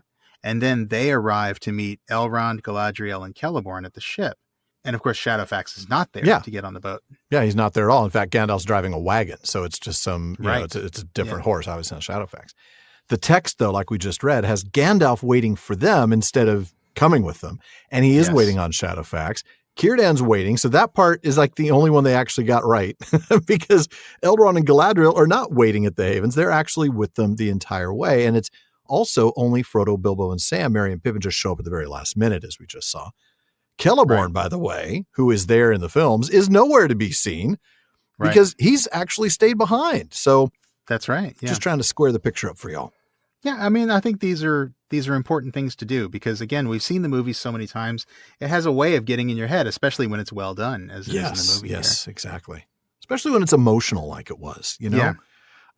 Every time I saw that, but I especially remember seeing it in theaters the very first time and realizing this journey had come to an end. And it was just It tears. is so wonderfully emotional. It is. Yeah. He really nailed the emotion. And it's a beautifully done scene anyway. Mm-hmm. It is. 100%. But, there are some differences that I think are worth pointing out. And Shadowfax is one of them. So let's talk about that. Because Shadowfax actually was not there in the book as it was first published. This is actually something that was changed for the Allen and Unwin second edition that was published in 1966. Mm-hmm. Hammond and Skull tell us that in one of his Czech copies of The Return of the King, Tolkien noted that this was done to satisfy queries what became of Shadowfax. Now, he got questions and had to fix it to clarify. I love because so many people asked him, apparently. Yeah. He decided to go ahead and fix it in the later edition. And he'd actually had the question at least once. We know this because it's mentioned in letter number 268, which was written the year before, 1965, to a reader who had clearly asked about the fate of the Lord of the Meras. Alan, you want to read that? I will. I think Shadowfax certainly went with Gandalf across the sea, though this is not stated. I feel it is better not to state everything, and indeed it is more realistic, since in chronicles and accounts of real history, many facts that some inquirer would like to know are omitted, and the truth has to be discovered or guessed from such evidence as there is. I should argue so. Shadowfax came of a special race, being, as it were, an elvish equivalent of ordinary horses. His blood came from west over sea. It would not be unfitting for him to go west. That actually makes perfect sense. Doesn't it? Yeah, absolutely. He is descended from a Valinorian horse. Absolutely. Yeah. Further, Tolkien writes, Gandalf was not dying or going by a special grace to the Western land before passing on beyond the circles of the world. He was going home, being plainly one of the immortals, an angelic emissary of the angelic governors, Valar, of the earth. He would take or could take what he loved. Gandalf was last seen riding Shadowfax. He must have ridden to the Havens, and it is inconceivable that he would have ridden any beast but Shadowfax. So Shadowfax must have been there. A chronicler, winding up a long tale, and for the moment moved principally by the sorrow of those left behind, himself among them, might omit mention of the horse. But had the great horse also shared in the grief of sundering, he could hardly have been forgotten. I love that. I love that Tolkien, first of all, says himself among them. He's talking about his own, I am moved, Tolkien says, by the sorrow of those left behind. And that's an interesting point. That's not how I read that. I was reading that as Sam. I was thinking of that as Sam being the chronicler of this story. That's fair. That's fair. I was thinking Tolkien himself, because he was just talking earlier about how I feel it's better not to state everything. And, so he's talking about the accounts of real history, but you're right. It could be the chronicler, in this case, Sam. Yeah, that's kind of how I took it. I mean, Sam's not going to be thinking about the horse, right? He's not. He didn't have the relationship with Shadowfax. He barely met Shadowfax, right? All the great things that Gandalf and Shadowfax did in the War of the Rings, Sam was not there for. No, that's a good point. But, as Tolkien says, had the great horse shared in the grief of sundering, he could hardly have been forgotten. That is to say, Sam would have wandered back with Shadowfax and sensed the horse's sorrow and grief, perhaps. That's beautiful. Yeah. I like it either way. I like it whether he's talking about Sam the chronicler or Tolkien the translator, because I'm certain that if I'm writing this, I'm moved as well by the sorrow of those left behind. Yeah. I agree with that. That's good stuff, though. Man. So Tolkien also made Shadowfax's fate clear in the epilogue that never made it to publication. There, Sam tells Eleanor that Shadowfax went in the White Ship with Gandalf. Of course, Gandalf couldn't have left him behind. So it was certainly in his mind early on. Yep. Now, while seeing Gandalf certainly makes Frodo and Bilbo happy, and presumably the Noldor as well, it hits Sam hard, right? He's not only losing his best friend and his master, he's losing Gandalf too. And this is really deeply upsetting to him. But then we get this joyful moment, right? During the boarding process, which of course is notoriously long, even if they all had TSA pre-check. I mean, it's now boarding group 1 and, there's a lot of baggage to get on there. Seriously, who's pre-checking? Well, I mean, Bilbo's pre-checking and it's going to take him 10 minutes to board that blank. It's just going to it's just the way it is. Seriously, by the way, I think but that's how Gimli gets over the Legolas, just puts him in the overhead compartment. But but sir, are you sure that carry-on is compliant? Yeah. Might be a little heavy. It's got to fit under your seat. No. This is for the overhead, I promise. This carry-on's only about 4 feet long, 4'6", Sir, did your bag just talk? This is a talking bag. So during all this chaos, the two most chaotic hobbits show up, Merry and Pippin, and I love this. They're crying and laughing. It is so wonderful. It really is. It is really, really lovely. And speaking of which, why do we think Frodo didn't find a chance to say goodbye to these two before they left the Shire? Seriously. He knew he was leaving. Permanently? Yeah. That's brutal. You were just going to leave without saying goodbye to Merry and Pippin? Goodness. Come on, Frodo. Yeah. That's terrible. Man. But it was not to be, because they revealed that the leader of the conspiracy this time wasn't Sam, who, of course, remember, he was the one who let them in on the secret back when Frodo left Bag End for Crick Hollow more than 3 years ago. This time, it was Gandalf himself who let it slip. I love that. I mean, Gandalf's trying to protect Sam here. I love this. He doesn't deny it. He doesn't try to, it wasn't me. I didn't do anything. He says instead this was for Sam's benefit that he brought Merry and Pippin. Because for Sam to have had to make that long journey home, it took them a week to get out here, and it's going to take them a week to get back. To make that trip by himself in the midst of all that grief and loss and sorrow would be far too much for Sam. Yeah. Imagine going home alone after all that. I mean, it would be awful. I can't even begin to imagine trying to do that on your own. Yeah. Nobody to share that sorrow with. Yeah. Yeah. And then we get that famous and poignant farewell of Gandalf, and the reminder that it's okay to cry because not all tears are an evil.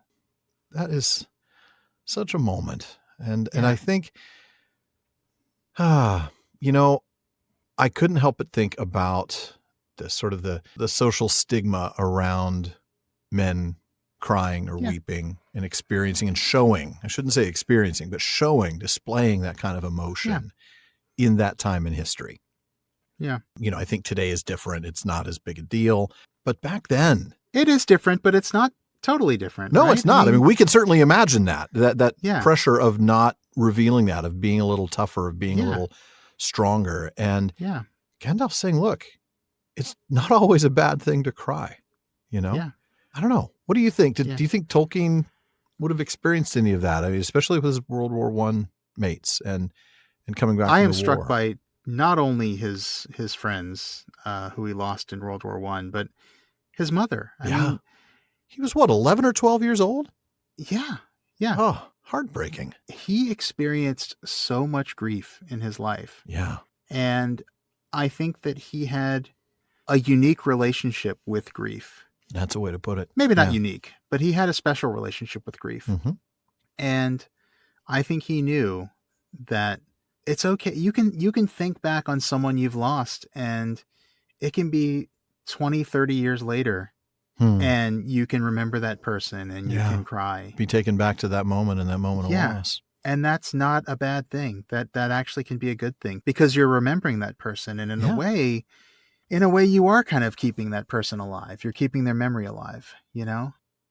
And I think he would have recognized that. And it's not like this is something only Tolkien could have come up with. I think anybody who's experienced loss and experienced grief could come up with this. But I think you're right. I think there's something very special about Tolkien being very direct about saying this, because at the time it was so common for men to not display emotion.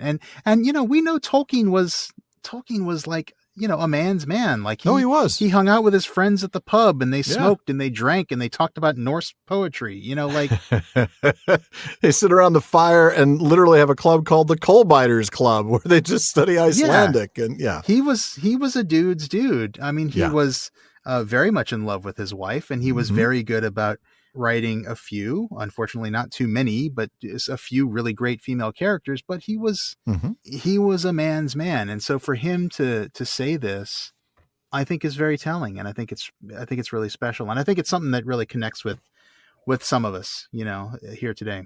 And I think you hit it on the head earlier, where he made it very clear. It wasn't just that he showed it. It wasn't just that they wept or they cried openly or anything like that. He could have just left it at that. No, he has one of the most important characters in the entire story say, "I will not say don't cry, because not all tears are an evil." He's making an explicit point that sometimes crying is a good thing, that in this moment, it is not only okay, it is a helpful thing and a beginning of a catharsis to weep, to cry. And I think you're right that his, like you said, maybe not unique, but certainly very different relationship with grief than most of us have experienced, gives him a unique perspective on that. I mean, he doesn't remember the loss of his father because he was only 3 years old, but he had to grow up knowing and feeling that sense of loss, even without the direct memory of it. So he grows up without his father, and then his mother dies when he's 11 years old.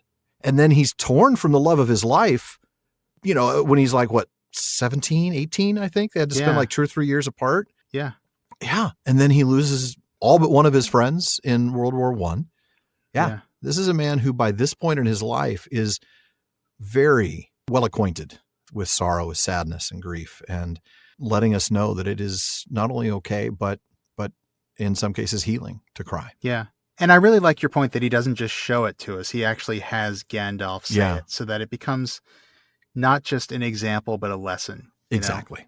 And it becomes something obviously very quotable, because it's one of every Tolkien fan's favorite quotes from the book. It really is. Yeah. For good reason. Absolutely. Yeah.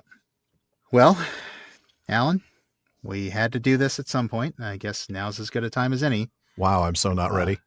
This is wow. This is the last passage, the last reading from Lord of the Rings. Then Frodo kissed Merry and Pippin, and last of all Sam, and went aboard. And the sails were drawn up, and the wind blew, and slowly the ship slipped away down the long grey firth, and the light of the glass of Galadriel that Frodo bore glimmered and was lost. And the ship went out into the high sea, and passed on into the west, until at last, on a night of rain, Frodo smelled a sweet fragrance on the air, and heard the sound of singing that came over the water. And then it seemed to him that, as in his dream in the house of Bombadil, the grey rain curtain turned all to silver glass, and was rolled back, and he beheld white shores, and beyond them a far green country, under a swift sunrise. But to Sam, the evening deepened to darkness as he stood at the haven, and as he looked at the grey sea, he saw only a shadow on the waters that was soon lost in the west. There still he stood, far into the night, hearing only the sigh and murmur of the waves on the shores of Middle-earth, and the sound of them sank deep into his heart. Beside him stood Merry and Pippin, and they were silent. At last the 3 companions turned away, and, never again looking back, they rode slowly homewards, and they spoke no word to one another until they came back to the Shire, but each had great comfort in his friends on the long grey road. At last they rode over the downs and took the east road, And then Merry and Pippin rode on to Buckland, and already they were singing again as they went. But Sam turned to Bywater, and so came back up the hill as day was ending once more. And he went on, and there was yellow light and fire within, and the evening meal was ready, and he was expected. And Rose drew him in, and set him in his chair, and put little Eleanor upon his lap. He drew a deep breath. "Well, I'm back," he said. Oh, man. All right, we're not done yet. We No. Still got some talking to do. We do. Beautifully done. Beautifully Thank done, you. Alan. Wasn't kidding a couple of years ago when we read this for Tolkien Reading Day that I was just practicing for this moment. Yeah. Because I knew it was going to be super hard. Man.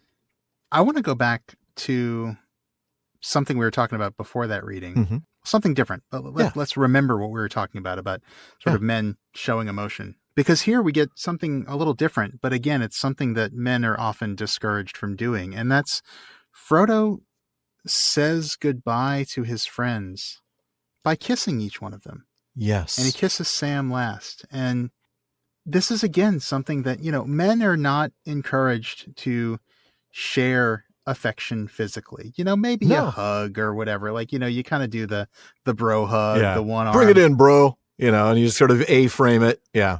Right, exactly. We tend to kind of deflect a little bit, make light of it. There's an element of like not wanting to show physical affection to another man. And again, just like with showing emotion, period, like Tolkien does not shy away from this. He has the hobbits show physical affection, a kiss, a simple kiss. I love it. I do think that maybe that was more acceptable then than men crying. And today it might be the other way around. But I don't know enough of World War I era society in England to know. But it does seem like he's making it very clear that males are not supposed to be a bunch of stoic, unfeeling, unexpressing beings. Yeah. I think we see the same thing with Aragorn, certainly. I'm thinking even of Faramir, right? He kisses them on the forehead when he says to go with the goodwill of all good men. And of course, that's why Aragorn kisses Boromir's head when he dies and he bids him farewell. But I think this is a really important moment for us as readers to take away from this and to appreciate the depth of Frodo's love for these men in his life. Yeah. Yeah, absolutely. So they board the ship. The sails are raised and the ship heads down the Firth of Lune towards the sea. And the very last thing that Sam sees is the light of the Vial of Galadriel as the ship passes to the west. That's huge, folks. Don't miss the significance of that moment. Yeah. Yeah, I mean, Sam has a deep connection with the vial, doesn't he? Yeah. After he thought Frodo had died, yeah. Yeah, I mean, it goes back to, his use of it in Shelob's lair. He has been the wielder of the vial in, I think, most of its most powerful moments, right? Yeah. Maybe not all, but... No, Frodo had it early in Shelob's lair. Right. But then Sam had it there, and then the choices of Master Samwise when, that's why when Shelob comes out, right? We read that passage where she ignored him as the bearer of the light and went after Frodo, who was now without the vial. Yeah. And then, of course, Tower of Cirith Ungol getting into and getting out through the Watchers. Right. So he's got a very close relationship with this light. And there's one more thing I want to say about this light, but I want to pause that because I know we're going to talk about Frodo's perspective in a minute, but I want to talk first about exactly what Sam is seeing here, exactly how this is going to look to Sam. Yeah. In one of his later letters, this is dated July 17th, 1971, Tolkien wrote to Roger Lancelin Green, and he explained that the immortals who were permitted to leave Middle-earth and seek Aman, the undying lands of Valinor and Eresia, an island assigned to the Eldar, set sail in ships specially made and hallowed for this voyage, and steered due west towards the ancient site of these lands. They only set out after sundown, but if any keen-eyed observer from that shore had watched one of these ships, he might have seen that it never became hull down, but dwindled only by distance until it vanished in the twilight. It followed the straight road to the true west, and not the bent road of the Earth's surface. As it vanished, it left the physical world.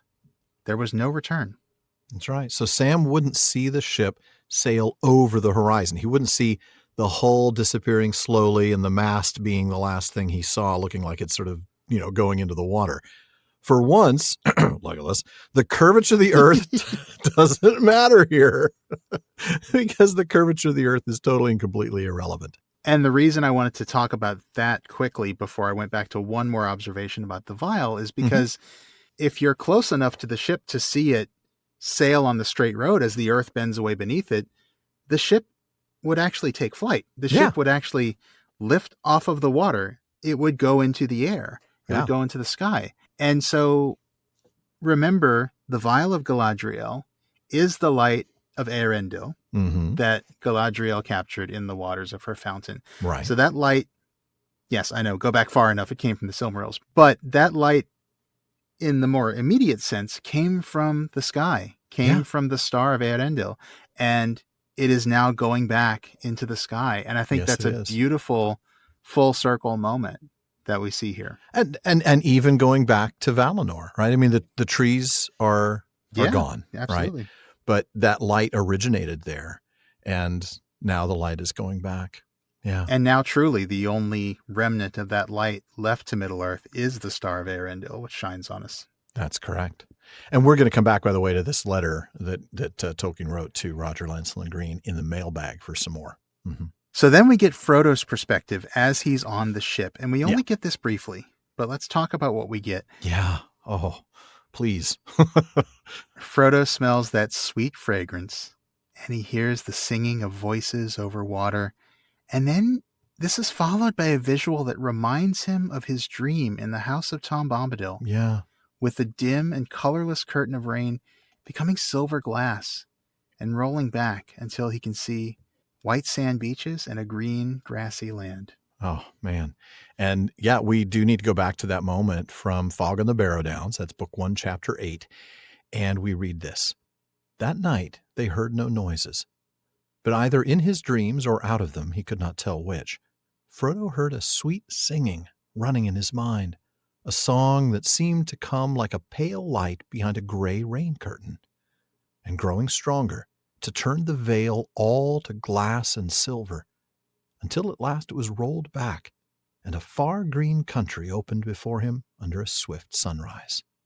I love that. And it's not exactly verbatim, but it is clearly that reference. And of course, Tolkien makes it obvious, like the dream in Tom Bombadil's house, in case you've forgotten it. Yeah, absolutely. Oh, man. Yeah.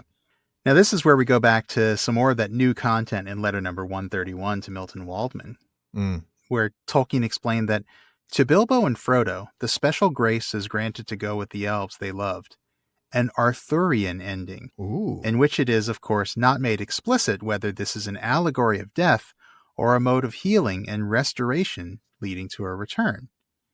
Arthurian ending. What can we say about that? Well, it's certainly a good time to mention that the harbor where this ship is going on Tol Eressëa is named by Tolkien Avalon. That's right. So this is a clear reference to Avalon from the Arthurian legend and King Arthur's sailing into Avalon at the end. It's so interesting how, he pulls from so many myths, right? I mean, the Arthurian legend and Avalon, but then Numenor is Atlantis, changing the myths and mixing them all together. It's amazing. Yeah. It's like he's trying to create like the common story that all of these things came from. So the asterisk legend, we've talked before about sort of these root words that we don't have any evidence of, but they must have been there because all these other words are connected to it. And that's what this is. This is the asterisk legend. Yeah. And so the idea is like, okay, well, yeah, Plato remembers part of it, but he remembers the part about the island sinking beneath the sea. Yeah. And, the writers of the Arthurian legends remembered part of it, but they remember the part about the place in the West that the hero is going to sail to at the end of his life. Exactly. Every culture is going to get little bits and pieces of it. But this is the real story.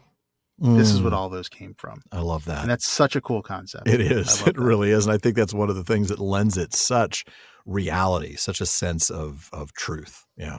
Yep. Yep. And then we come back to Sam's perspective. Mm-hmm. Frodo has sailed away. Sam is left here in Middle-earth, grieving. He's filled with loss. He doesn't get the vision of the silver glass. He doesn't see the far green country. He sees a shadow on the waters that eventually disappears. Yeah. And he has Merry and Pippin standing beside him quietly as the sound of the sea, we're told, sank deep into his heart. It's a very vivid image of the three of them just standing there, and the only sound is the waves. The sound of the sea. You know, hopefully we've all been on a beach and we've heard the sound of the waves on the shore, and you know that sound, and that's the only sound they hear, and they're just standing there watching it. Rhythm, but not quite rhythm, right? Because it's not always the same, but yeah. Yeah. Man. That, though, that moment about the sound of the sea sinking deep into his heart makes me think of the ending of the epilogue. And I'm not going to read the whole epilogue. Instead, I'm going to go back to letter number 131.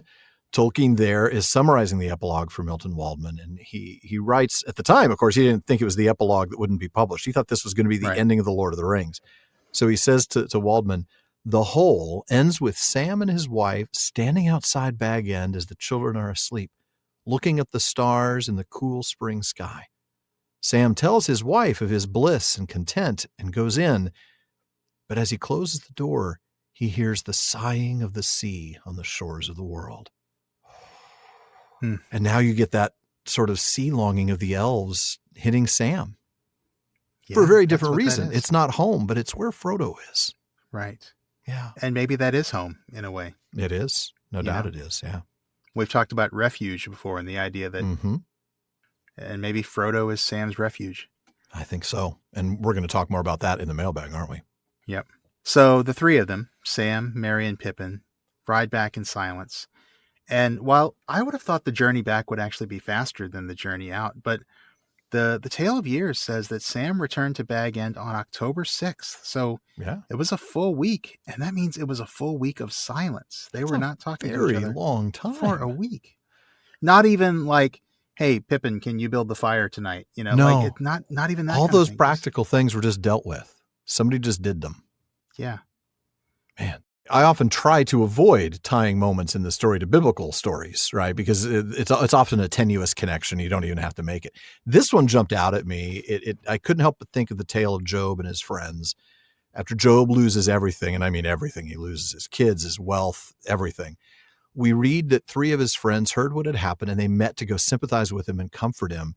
And one of the verses reads, then they sat on the ground with him for 7 days and 7 nights. No one said a word to him because they saw how great his suffering was. And I thought, wow, that really ties it in. But that really does. Yeah. But then I remembered that Tolkien, when he was working on the Jerusalem Bible, is said to have worked specifically on the books of Job and Jonah. It kind of makes me think there's enough of a coincidence here that I had to point that out. Yeah. I think you're absolutely right. I mean, honestly, even without the knowing that he worked on the Jerusalem Bible, but that just, we know that it was an silence for 7 days because of how great his suffering was. Yeah. And that does seem like that's what he's channeling here, is the idea of a suffering so great. I mean, we know the suffering that Job experienced.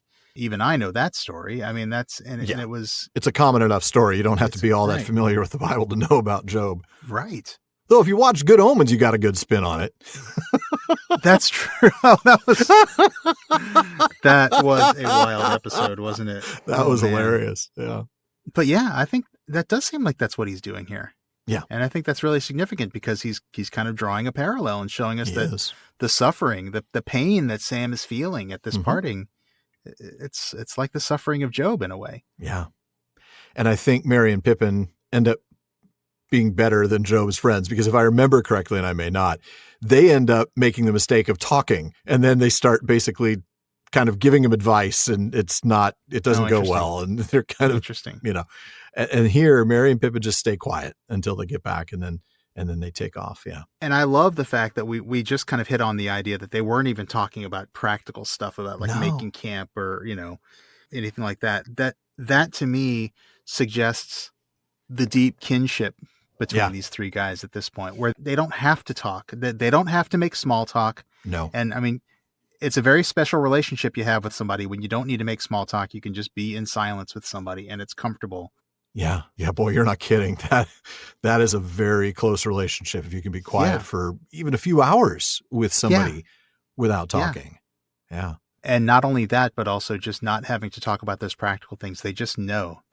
They know what needs to be done and they're going to do it. Absolutely. That all points to deep kinship and love between these three. And so it makes me happy that Sam's got them on the ride home. Yeah, I agree. 100%. But it doesn't last forever. No. Eventually they are going to part. And once Merry and Pippin turn off and take off on the road to Buckland, they're kind of at their limit of silence. Merry and Pippin have tested their skills. They don't want to sit there and not talk for hours, despite loving each other very much. Yeah. They set out on the road and they start singing as they go. Yep. Again, we've seen Merry and Pippin. We talked, I think it was last time, maybe it was the time before, about how, they want to wear fine clothes and they wear their mail. They're kind of more worldly. Oh, they are. They're lordly. They're cutting cutting a dash, something like that. Yes. Yeah. And we kind of see a little bit of that here, whereas Sam is only thinking about Frodo. He's only thinking about the journey west that Frodo's taken and his loss. Merry and Pippin are kind of back to their old selves. They're not demeaning or belittling Sam's pain. In fact, it seems like their silence was all about supporting Sam. It wasn't their own loss, their own grief. They were just being silent, respectful of Sam, kind of like Job's friends. Yeah. Yeah, that's a good point. I mean, the fact that they're singing right away suggests they were quiet for Sam. Yeah. Not for themselves and their own loss. Not that they're not feeling lost, but they're not feeling it to the extent that Sam is. Yeah. Right. Absolutely. And so they're back off on their way. They're going back to their old selves. And then Sam takes the rest of the road home alone. And then finally, on the evening of October 6th, he turns up the road to Bywater and up the hill to Bag End. Oh, I love that. To a fire and a meal. And even though this is his home and not the Green Dragon, it reminds me of the end of the third version of the Road poem. But I at last with weary feet will turn towards the lighted inn, my evening rest and sleep to meet. And that, I mean, that's the sense, that's the atmosphere, that's the feeling that we get here as Sam comes home. Yeah, absolutely. Yeah. And it's not just fire and a meal. It's also his family, his wife and his daughter. Absolutely. And these two and the many more who are going to come, these are the reasons for him to be whole. Yeah. And for him to no longer be torn in two. This is Sam choosing life and getting to have a family and stay in Middle-earth and have those simple human or hobbit pleasures. The simple joys of fatherhood and being a husband and having good food and having a loving home. Oh, and it is so beautiful. Did you catch the rhythm here, by the way? And he went on, and there was light and fire and a meal, and he was expected, and rose and set him and Eleanor. Oh, wow. Yeah. I didn't catch that, but that's a really good point. It's so interesting. When we read that at the moment that the Rohirrim arrive, we talked about that being parataxis because all of these things are happening at once. This is not that. I'm not sure this is parataxis because these things are clearly happening in consecutive order. That is, Tolkien could have written then instead of and the whole phrase would work. Then he went on, then there was light, then fire, then a meal, because clearly these are happening in sequence. So it's not parataxis. It almost seems like polysyndeton, where you get these conjunctions in close succession that have a purpose of slowing the reader down. They're like little mini speed bumps to get the reader to stop and read slowly and really carefully. See what's happening in this passage and really take the time. It's beautiful and it's so well done. You almost miss it. If you're not looking for it, you miss it, but you don't miss the impact of it. You don't miss the effect because you really do absorb these moments. Yeah. Yeah, absolutely. And then we've got that classic ending line. Well, I'm back. Don't make me cry. Yes. I mean, nothing needs to be said about this line. No. We're going to say it anyway. Of course we are. Yeah. The narrator, dear reader, we'll speak about it. Yes. Right. The Morgan Freeman voice comes on. They Yes. actually did have things to say They about did. this line. Yeah. Oh man, that's good. But I mean, it's just such an iconic line. It is. And yet it wasn't originally the ending, was it? That's right. No, it was not. It's hard to imagine this, but Christopher Tolkien actually explains in Sauron Defeated the words that end The Lord of the Rings. "Well, I'm back," he said, "were not intended to do so when my father wrote them in the long draft manuscript A, which has been followed in the previous chapters. It is obvious from the manuscript that the text continued on without break. Yep. And there is, in fact, no indication that my father thought of what he was writing as markedly separate from what preceded." Isn't that amazing? When he Wow. wrote this, he had no idea that this was going to be where he'd end up ending it. I mean, dude, you've written the most iconic ending in all of fantasy literature. One of the most iconic endings in literature, I Period. think. Yeah. And he didn't know. He didn't mean to. No, It was just sort of accidental. He did. That's just another indication of his greatness, that he could just accidentally write the best ending ever. Yeah. Yeah. In his amazing talk, Tolkien Book to Jackson's Script, The Medium and the Message, we're going to go back to Tom Shippey here again. Shippey spoke about the fact that he appreciated Jackson's decision to keep the ending and leave it as written. Shippey said, "When Sam comes back from the Grey Havens and sits down by his own fireside with a baby on his knee, and he says, 'Well, I'm back,' he then goes on to quote another author as saying, 'That's the most heartbreaking line in modern literature.' 'Why?' asks Shippey. He explains, 'Well, it's a very Anglo-Saxon line. Sam comes back and he says, 'Well, I'm back.' Well, of course he's back. If he wasn't back, he wouldn't be there to say, 'Well, I'm back.'" I love Shippey. He's so good. So he keeps going, he goes, "That's really Anglo-Saxon to say something which is completely pointless. Yes, but it isn't, is it? Because it means a lot. What it means is I gave up immortality. I've come back. I gave up eternal life. I've come back to be with you. I've come back to death." Yeah. Wow. Well, and Shippey goes on in sort of this Sam voice of what this means. Right. "Of course, I'm not going to say that because I'm an Anglo-Saxon and we don't go in for soggy stuff like that. That's right. But also it means I've come back to death, so I've come back to life as well. So actually I've made a choice, and it's a difficult choice, and it's a choice between two very different things. But I've done it, and I've done it, and I'm not going to make a fuss about it. I'm back, that's all. Yeah, good ending." Thanks, Tom. Good ending indeed. Indeed. Oh, man. Good ending indeed. "He went on, and there was yellow light and fire within, and the evening meal was ready, and he was expected. And Nob drew him in and set him in his chair and put the mailbag upon his lap." Shawn, what does Parliament have for us today? It's not quite as sweet when you say it like that, but okay. Oh, man. Yeah. All right. Well, before we get to the main question tonight, Alan, I've got a last-minute mailbag item to add. Okay. I know we're running long already, but long. My goodness, that barely begins to describe it. We're running double. I know. But indulge me for a few more extra minutes here. Happy to. Our old friend Trotter in the UK, who's one of the moderators from Tolkien Collector's Guide, he and I were chatting on Discord recently, and we started kind of spitballing ideas on what might happen to the folks on Frodo's ship when it gets to Valinor. Oh, man. And yeah, one of the things Trotter said, which I thought was hilarious, he said, well, first of all, he thinks Elrond might be in some trouble. I think probably because he didn't convince Isildur to destroy the ring 3,000 years ago. Oh, don't tell me we're going to get people arguing that he should have thrown Isildur in, right? You see that argument? Right, I know. Why did he just push him into the fire? Yeah. Yeah. Trotter also said he was imagining Bilbo and Frodo having a chat with Gil-galad and Celebrimbor about their little hobby of making rings. And I love this idea. Yeah, definitely chatting with Celebrimbor. Like, you didn't think ahead, really? Did you? No. Did you think this was a good idea? What made you think this was a good idea? Right. Seriously. Right.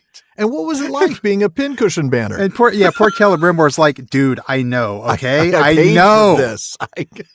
I already was turned into a pincushion for this stupid mistake. I don't need you hobbits, who I never expected to see here, by the way. Right. telling me what I did What are wrong. you even doing here? You don't belong This here. is not your place. This country club doesn't let people like you in. Must be 6 feet to ride this ride. That's right. Yeah.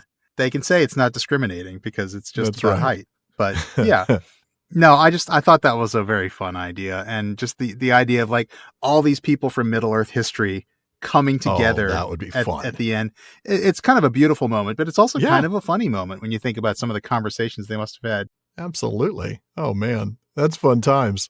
And I was talking to Trotter about like, wouldn't it be great if there's like just one big party with all the ring bearers and the ring makers? Mm-hmm. And he pointed out that, usually parties in Valinor lead to bad things. That's right. Bad ideas.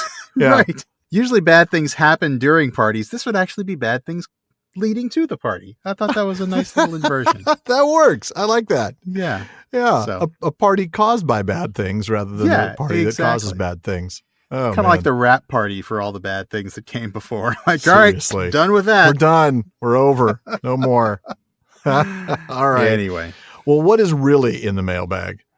All right. Well, as we've been talking about in the last couple of weeks, all the questions that we had related to the Grey Havens are related to this very last section of it. Mm-hmm. And after talking about Frodo's alleged foresight in naming Sam's kids and how Frodo knew that Valinor border control would stamp his passport and not just turn him away.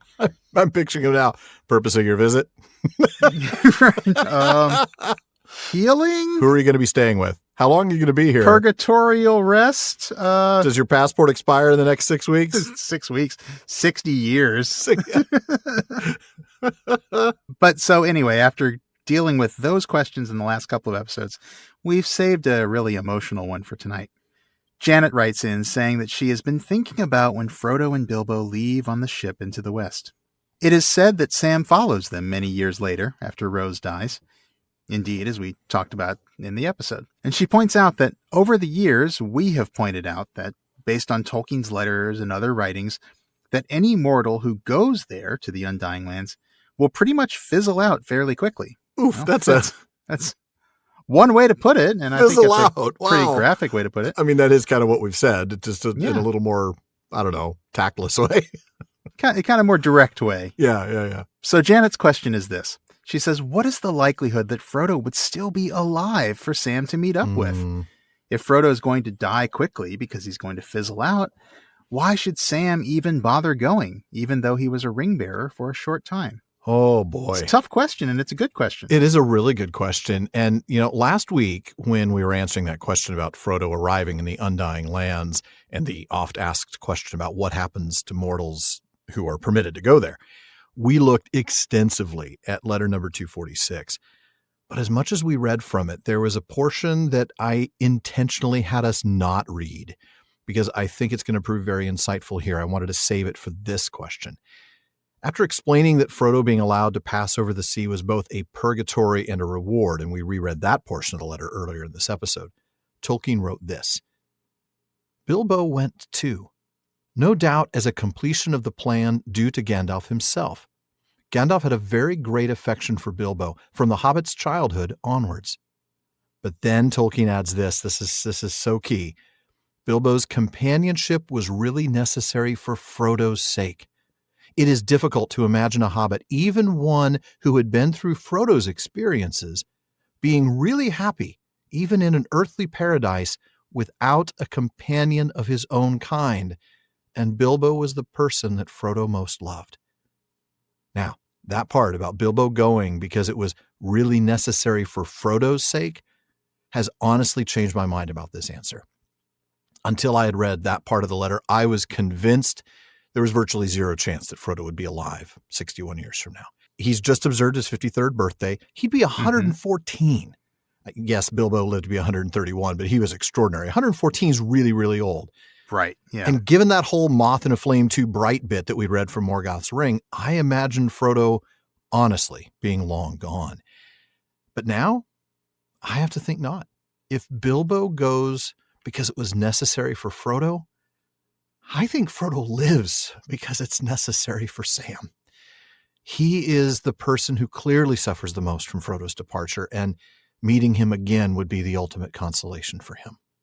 Well, yeah, I mean, I think you've got a really good point there. And I think that's the more satisfying answer. Oh, it definitely is. The idea of him getting over there and being told, oh no, Frodo died last week. You're like, what? Right.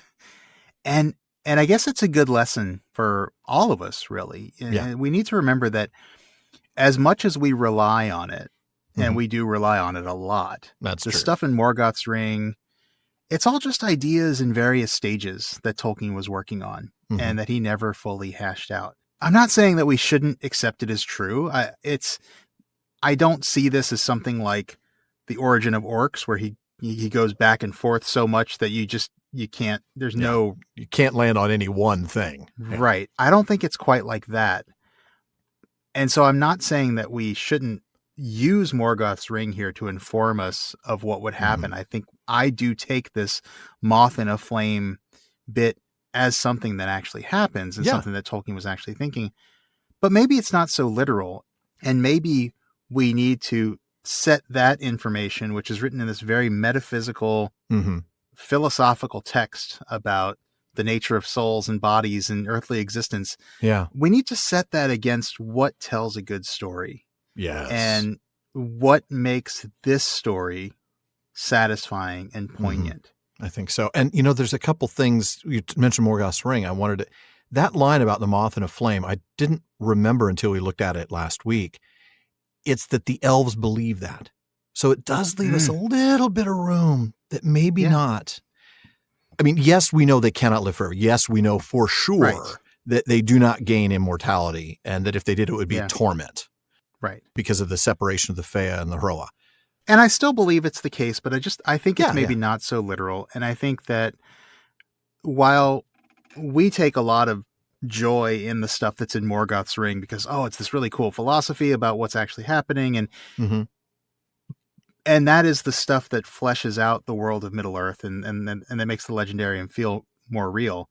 Yeah. But at the end of the day, it's Lord of the Rings is like the story that matters. And and I think that even to Tolkien, I think it was more important to tell a story that feels like it matters than it was to get the metaphysics right. And I think that what makes the story satisfying is actually seeing Sam and Frodo reunited in the Undying Lands. And I think that's what he really is hinting at in the appendices. So I guess what I'm saying, that's just my long-winded way of saying I agree with you. I think you're right. And maybe fizzle out if that's what we said or what we conveyed. And I think it kind of was. Yeah. Maybe it's not like that. And maybe it's something different. It's a disconnect between the Hroa and the Fëa that gets more painful as time goes on. Maybe it does happen quickly to the elves, but what's quick to an elf? That's true. That's very true. So also, just as it regards Bilbo, I want to point out more from that letter where Tolkien explains why Bilbo deserved to go on his own. Tolkien said he bore still the mark of the ring that needed to be finally erased, a trace of pride and personal possessiveness. Of course, he was old and confused in mind, but it was still a revelation of the black mark when he said in Rivendell, "What's become of my ring, Frodo, that you took away?" And when he was reminded of what had happened, his immediate reply was, "What a pity. I should have liked to see it again." As for reward for his part, it is difficult to feel that his life would be complete without an experience of pure elvishness, and the opportunity of hearing the legends and histories in full, the fragments of which had so delighted him. So, again, what makes the story satisfying is knowing that Bilbo will get a chance to hear the stories of the elves told by the elves. As happy as he was in Rivendell in the Hall of Fire, he is in heaven. Being able to hear these stories. Oh. Yeah. So again, I think we joked about this recently, the idea that Bilbo might set foot on the Undying Lands and then suddenly just, burn up because he's so old already. Jokes aside, I don't think that's what happens. I think he does get some time to rest and enjoy this as a reward. He needs that too, like Tolkien says. He absolutely needed that. Yeah. And there's one more thing I want to bring in here, and this is from letter number 325, where Tolkien says, "As for Frodo or other mortals, they could only dwell in Aman for a limited time, whether brief or long. The Valar had neither the power nor the right to confer immortality upon them. Their sojourn was a purgatory, but one of peace and healing, and they would eventually pass away, die at their own desire and of free will to destinations of which the elves knew nothing. Okay. Yeah, that right there, combined with the idea that, that's definitely, Frodo's still there. I think so. And that part about dying at their own desire and of free will, who does that remind us of? Oh, the Númenóreans. 100%. Absolutely. That is absolutely the way it was for the Númenóreans. Yeah. They laid down their lives at the even right Elisar, right? Even Aragorn does that as well. He knows that it's his time, and he lays himself down in Rathdinan, and that makes me think that Frodo would willingly stick around long enough to be reunited with Sam. So I think that makes a lot of sense. I think he absolutely would, and that's my new ending. In a hole in the ground on Tol Eressëa, there lived 2 hobbits. Oh, that's lovely. I mean, maybe for only a month or 2, I don't know, but I love it. Yeah. I love it. Oh, man. It's great. Well, folks, I can't even believe I'm saying this, but that wraps it up for another episode and a season of the Prancing Pony podcast. But please come back again starting September 22nd, Bilbo and Frodo's birthday, as I start season 9 and a walk through the appendices to The Lord of the Rings, but not before we tackle the epilogue. Oh, that's going to be so much fun. I can't wait to hear it or whatever else. I don't know. We'll see. But folks, Alan and I want to thank the members of Team PPP, editor Jordan Rennells, Barlaman Becca Davis, social media manager Casey Hilsey, event and Patreon community coordinator Katie McKenna, graphic artist Megan Collins, and website guru Phil Dean. Now, please take a minute to check out the prancingponypodcast.com. That's where you're going to find show notes, outtakes, and yes, there were outtakes even from this incredibly long episode, Prancing Pony Ponderings, and our online storefront where you can get PPP merch, including chapter-specific artwork from Megan. And please take a moment to visit our library page. The Prancing Pony Podcast has always been about the books, so if you're interested in a book we've mentioned on the show, you'll find a link for it in our library. And we do get a small amount of compensation when you make your purchase, and we thank you for that. Indeed, we do. And we also want to thank our patrons at the Círdan's contribution tier. I'll start with DeMay in Alaska, Chad in Texas, Lance in New Jersey, Paul in Colorado, Joseph in Michigan, Kathy from North Carolina, Carlos in California, Brian in the UK, Jerry from Washington, Joe in Washington, Erwin from the Netherlands, Ben in Minnesota, Anthony in Texas, Karen in the UK, Zaksu in Illinois, Sarah in New Jersey, Joshua in Massachusetts, Lucy in Texas, and Keith in Alabama. There's also Erica in Texas, Carson in Oklahoma, Vivian in California, James in Massachusetts, Ann in Kentucky, Shawn in New Jersey, Mason in California, Maureen from Massachusetts, Olivia in London, Robert in Arizona, Nick in Wisconsin, Lewis in South Carolina, Thomas in Germany, Craig in California, Bailey in Texas, Kevin in Massachusetts, Julie in Washington, Jeremy in Mississippi, and Bruce in California. Folks, thank you all so very much for your support. Indeed. Thank you. Thank you. And make sure you don't miss any episodes of the Prancing Pony Podcast. Subscribe now through Spotify, Apple Podcasts, Amazon Music, or whatever your favorite podcast app is. That's right. And one last thing, as always, don't forget to send your thoughts, comments, and most of all, your quiet companionship on the long road home to barlaman@theprancingponypodcast.com. And if you want your voice literally heard, well, just send us audio of your question. Visit podinbox.com/prancingponypod and record your question for us. Just please be sure to still email the question to Barlaman, though. Even though Barlaman's been a lot more reliable lately, there is still a lot of mail to sort through. But we'll try to get to you just as soon as we're able.